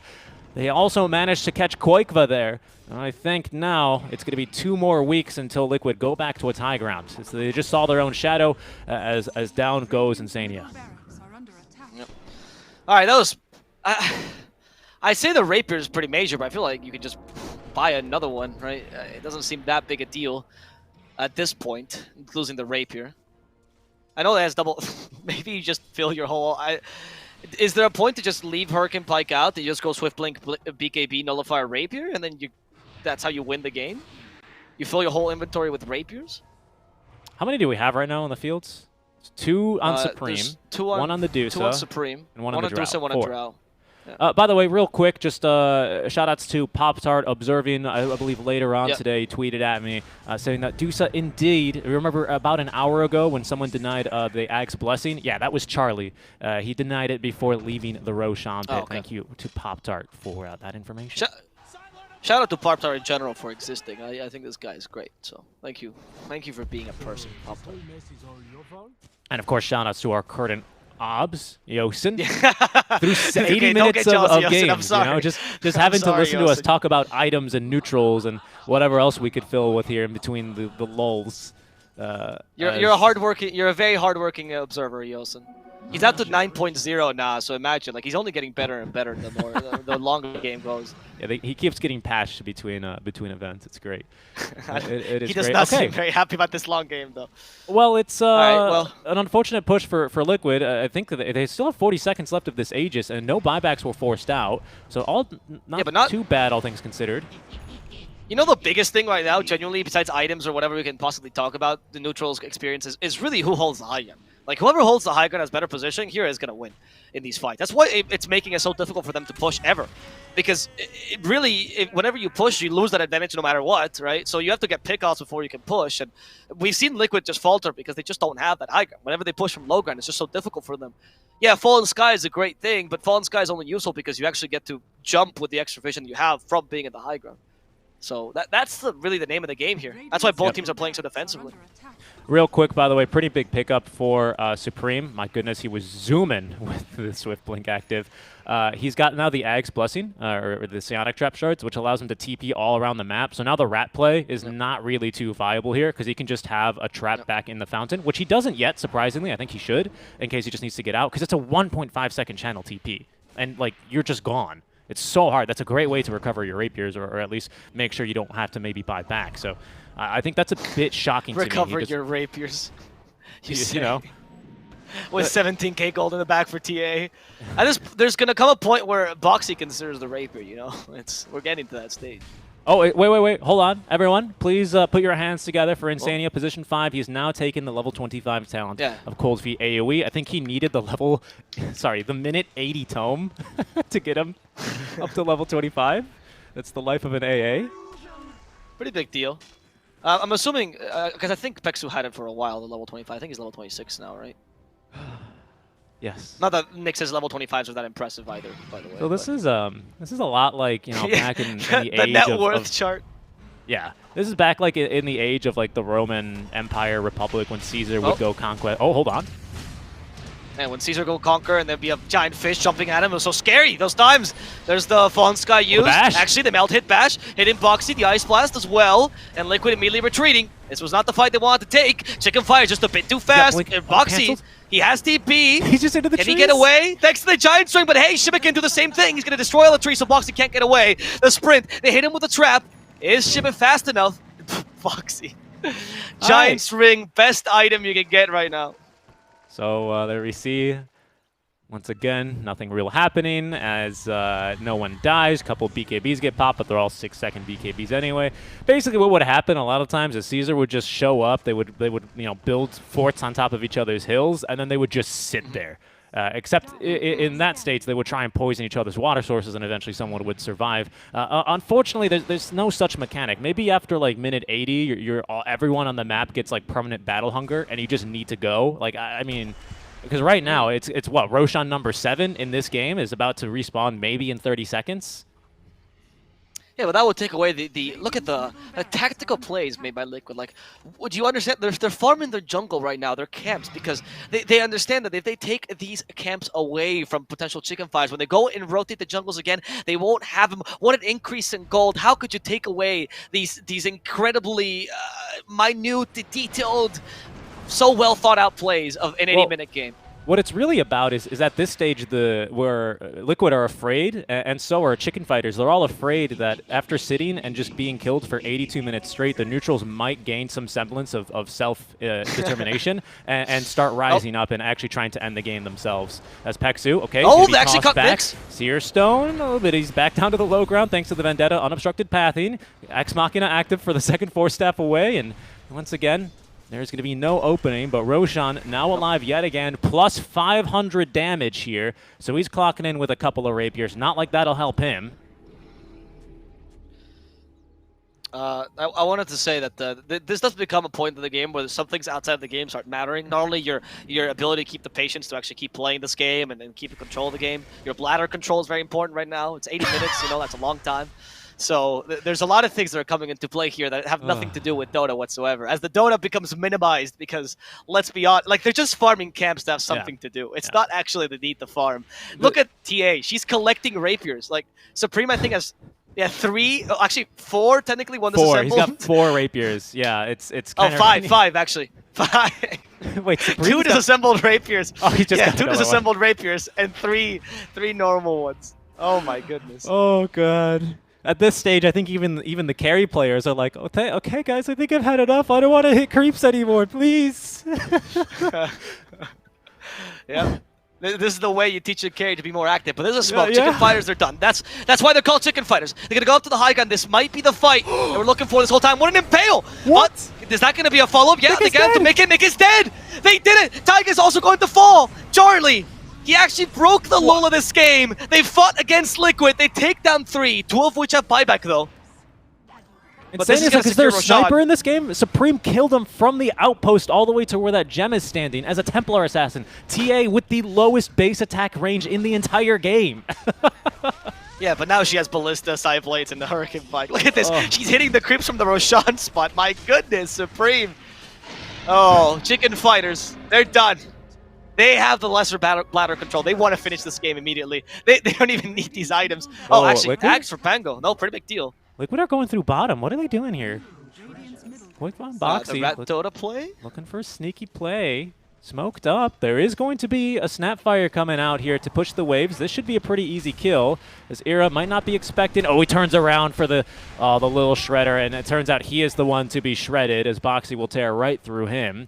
That's pretty huge here. That might save the buybacks out from Liquid, which means more Dota. This is like extra innings in baseball, guys. It's more free Dota, too.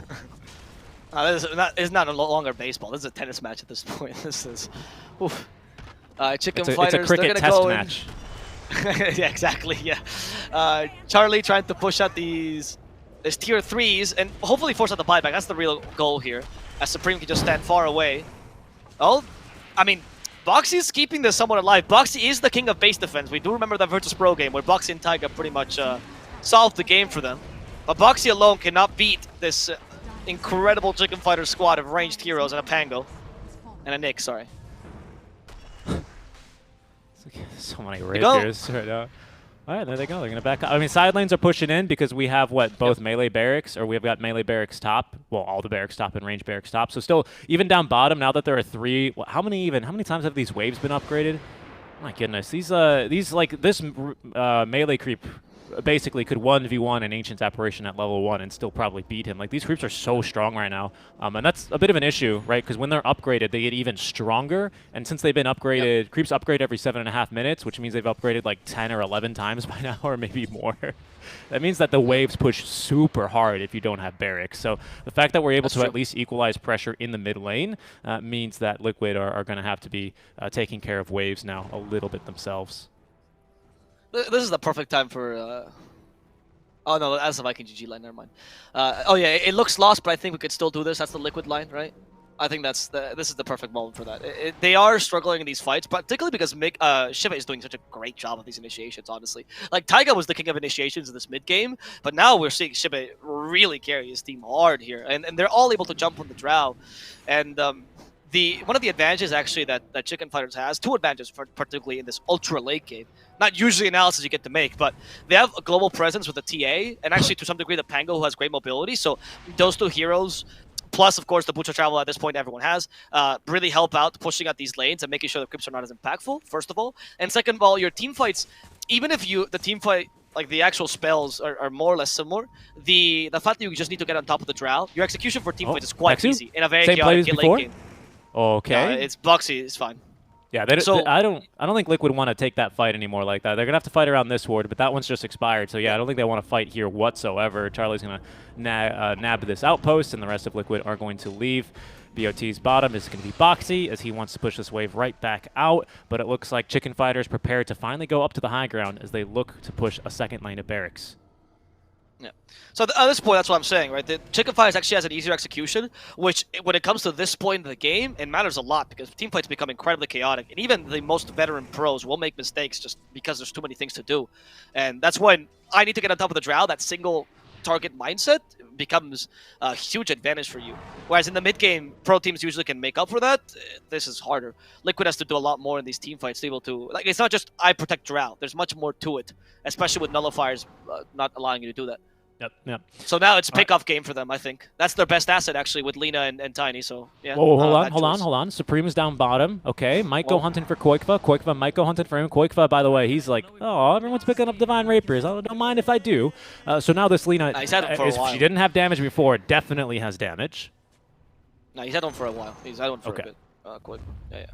He just keeps it at 1, though. He's not like the TA, who at this point is literally littering with these rapiers. Look at that. She's keeping the 5 rapiers. She's now thinking of going for refresher, but why? So much gold. Yep. So much gold. I love it because at this point, I bet the support's like, guys, can I have like hold a... on, No! Supreme? What is it? I'm only at 14k. They're going to go for Supreme down bottom. Oh, they thought about it. Boxy canceled the TP instead, though. They didn't want to go for it. Supreme's the best target because he's the one with the global presence. If you go on anyone else, he can just appear with a trap, right? Yep. So Supreme's the best target. But now we have Butcher Travel level 2 and a couple of heroes, I imagine. And it's not even he's an easy target to pick up. Okay, Aegis is about to be reclaimed. We'll see what ChFighters, if they react to this. I think they will. And perhaps they're going to back up. There it goes. All right, Hurricane Pike into the inventory. More attack range, please. Thank you very much. Another Rapier. I'll take that. Okay, Pexu, though, he snuck behind the base. ChFighters, they're going for a little bit of a wraparound, but they've been scouted out here. The blink back. Oh, no, that's a 2-for-1 special, but Shibei's in with the Fallen Sky. He's going to stun up 2, and that means Boxy's going to be perma-stunned to death. Taiga, his BKB duration is running out, and Charlie is actually blinking on forward, preventing anyone from supporting him. Means that ChFighters have blown through Liquid early on, but that's only stage 1 because out come the buybacks. The Hex Machina to get Pexu back as they just continue to force staff him around. There's going to be another one. The Cookie to put him out of position. He's going to get another stun out, but down he will go. He's the 1-for-2 trade. Liquid now, they're looking for more as on the chase they go. Okay. So Liquid, they defend this, but obviously they cost 2 buybacks though, so they need to get a kill out of this. Boxy is the one leading the charge right now. Boxy decided to go for Bloodthorn finally. It takes 90 minutes of game for a hero to decide and consider the Bloodthorn as an item. Yep. Pretty good on Slaughter though. And what did we do there, by the way? What got accomplished in that fight? 2 buybacks, right? Buybacks. 1 out of Boxy, Yeah. 1 out of Taiga, and what is this? 275 damage to the tier 3 tower. 102 minutes, man. This is the goal for Liquid. They're just waiting it out. Both teams, like ChFighters and Liquid, they have a master plan, but they have to wait for the 102-minute game. They saw the Knoxville stats, and they want Knoxville to tweet about them too. That's the true honor of most Dota teams. Yeah, honestly, if Knoxville tweets about you, you've done something great or something really bad. So you know. Yeah, it depends. It's noteworthy either way, right? Noteworthy. Yeah. All right. Well, let's take a look. Anyone else joining the level 30 club right now? It's just the animation for TA is not meant to last this long. What are those projectiles, man? It's just not correct. It's broken. Just 27k gold. What is this? Why? She still has a bottle. I love. Full efficiency. She keeps it in base though. Oh, this is like talk about the Roman times. This is like the Roman baths, right? You just get the bottle, you wash yourself a bit. I feel like this is the kind of game, if you could still buy couriers, where both teams would just have like a ring around the rosy of the couriers around their fountain. You know? Oh, I was thinking of a time where the couriers could use the Dagons, and you'd just have these bombing squads of Dagon. Oh, that was couriers. so cursed. No way. Right? Yeah. At this point, isn't it useful to play like the old Dota where you have the courier next to you and he gives you items in the middle of the fight? Like, is that even a thing? Can you do that anymore? I mean, I know you can physically, but like, is it something they consider?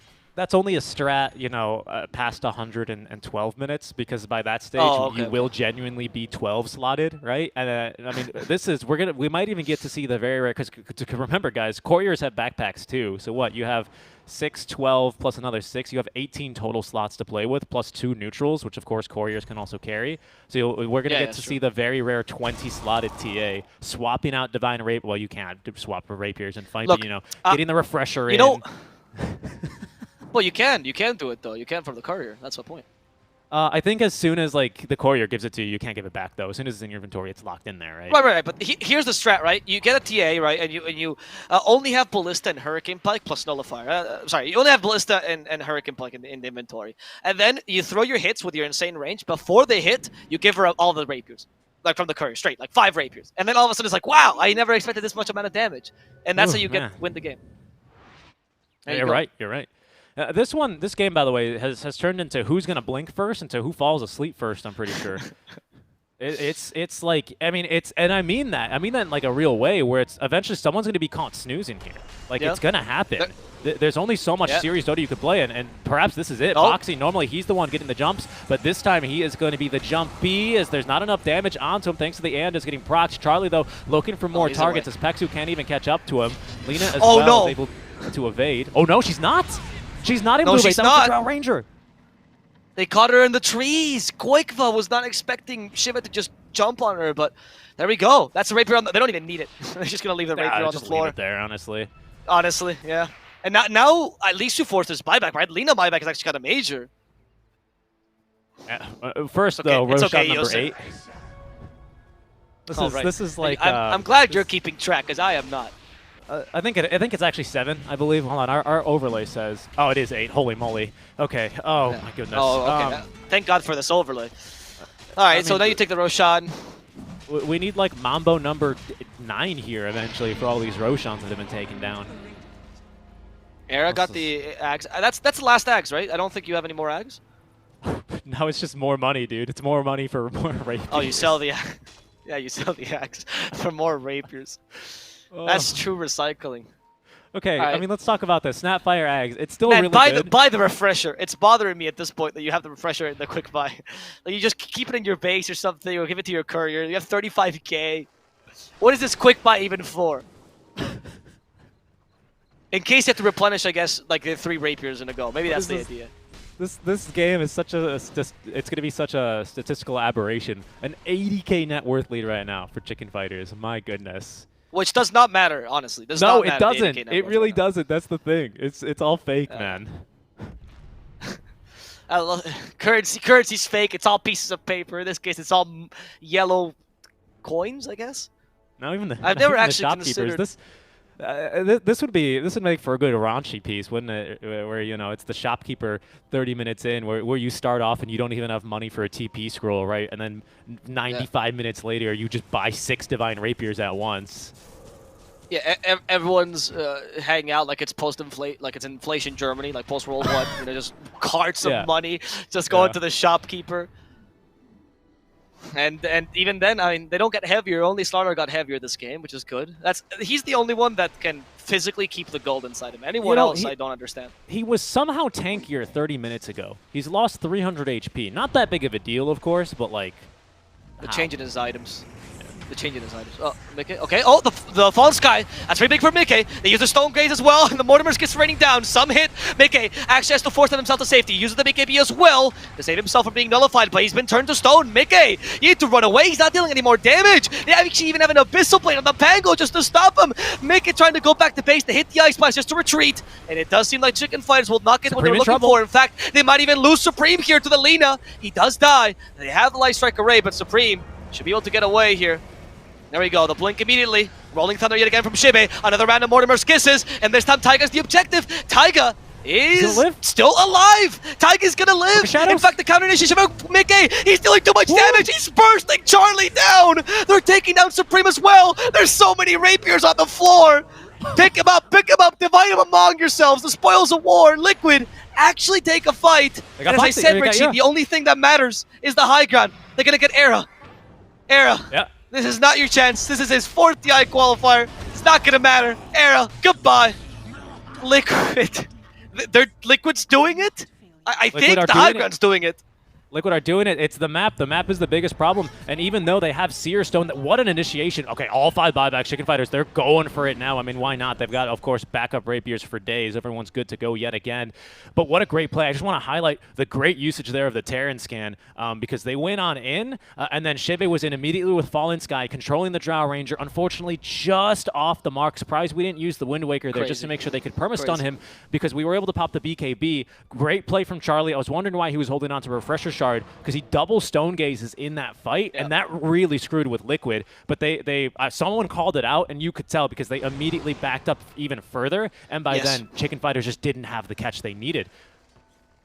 I think it was the moment that Mickey sort of turned to stone and realized, oh, she's still screaming. That was the moment where it seemed like Liquid decided to retreat and re-engage in the fight. And this whole game, honestly, it's been Liquid's re-engagements have been saving them. And that was actually a 70k net worth. Oh my goodness. That was a 70k that might be one of the best swing. Yep. Okay. Be careful. Oh my god. Supreme. I'm waiting for the Knoxville tweet here. You have Rapier on Taiga at this point. They have no more slots. They gave the Rapier to a support. This is your chance to shine, Taiga. He actually hits the buildings for a lot, to be honest. Give him Axe, dude. Oh, that's a good point, actually. He's still so slow. Yeah, give him Axe. Give him Axe. That's the name of the game. Who cares about buyback? No, buyback is much more important. Buyback is, at this stage, you need the buyback. And speaking of buybacks, of course, literally everyone from ChFighters buying back there preemptively, I guess. But everyone with Liquid still having buyback. ChFighters, despite having just about everything that Roche could drop and more, unable to really get even a single kill there, which means that Liquid are in a position here if they want to really go high ground and have 2 lives each. By this stage, even Ancient Apparition has the BOTs. So it's definitely doable for them.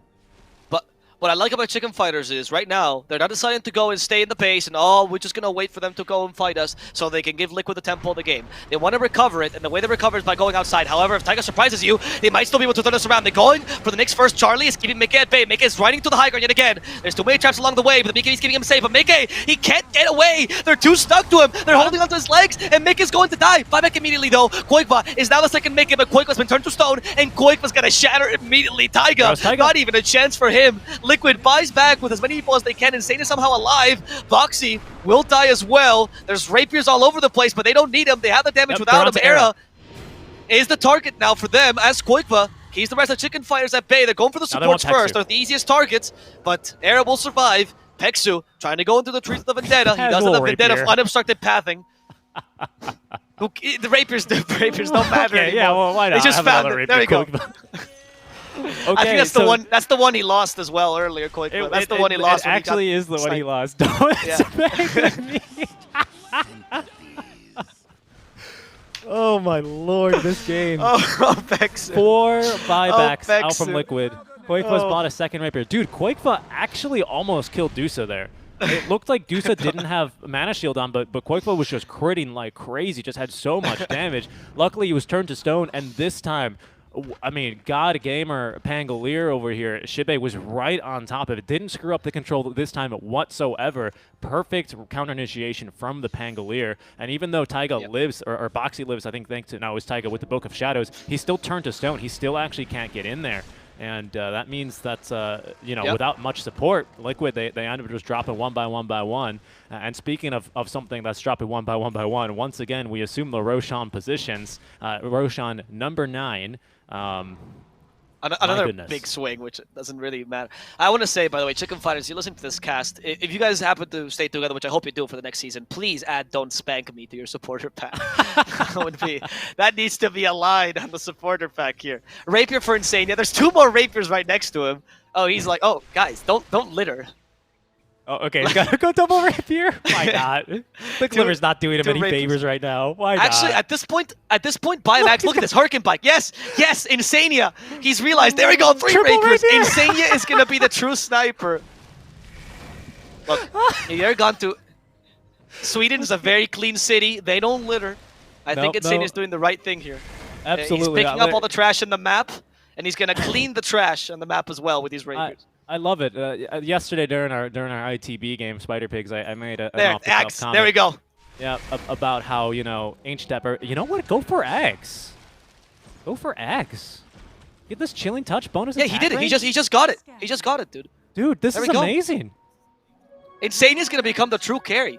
Look, this is... I understand now. Liquid sees the future. This is why Insane was playing carry during ESL 1. You thought it was just a fluke. It was not. Look, now we're going to see the power of Liquid. Let's see if it happens. There's going to be an Ice Blast hitting. Charlie in the middle of the fight. They're positioning ChFighters, doing well. Got the They don't want to lose the high ground too early. They're forcing it on Drow, and they're going to murder Mickey. No chance for Mickey. That's a dieback. ChFighters not going to give Insane a chance to scary. Oh, Insane dealing so much damage, but he's alone. He's going to burst it down. He does take down Charlie. But that's not going to be enough. What? There's so many rapiers on the same spot. 5 rapiers concentrated within one another. Liquid just lost 3 heroes. However, they did take down the Dusa. But ChFighters has Supreme. It's the fight of the mid laners with Insania here helping out. There's 2 rapiers on the Lina.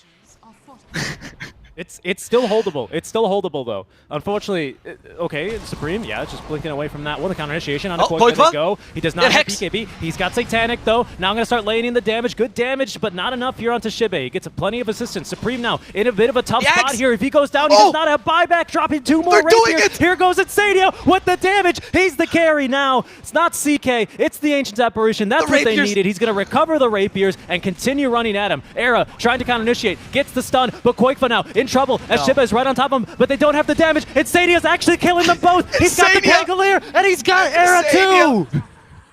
Oh my goodness, Insania is actually legitimately going to carry the game. He's doing it. A raffle comes out, and they're going to finish this. It's Insania who wins the game for them. Liquid win in a 103-minute game, all because they realized their 5 was the carry the whole time. Why? What? This was the most liquid game I think I've ever seen. 103 minutes and 55 seconds. Almost 9 Roshans. 15 Divine Rapiers. 2 Aghanim's Blessings denied. But eventually they got the job done. Insania, what a performance out for him. He has to spend the first, literally, he spends the first 100 minutes suffering, in pain, unable to really get much done, and then he decides, you know what, screw it. What if I just become the carry? And sometimes, guys, that's what you need to do to get yourselves the win. That's what you got to do to get yourself in a position here, and it's a 1-0 lead for Liquid over the ChFighters after almost a 2-hour-long game. Now just a 1-minute break before we throw it back to Daniel Offen and our great panel, who are going to try and break down this game just a little bit more for you.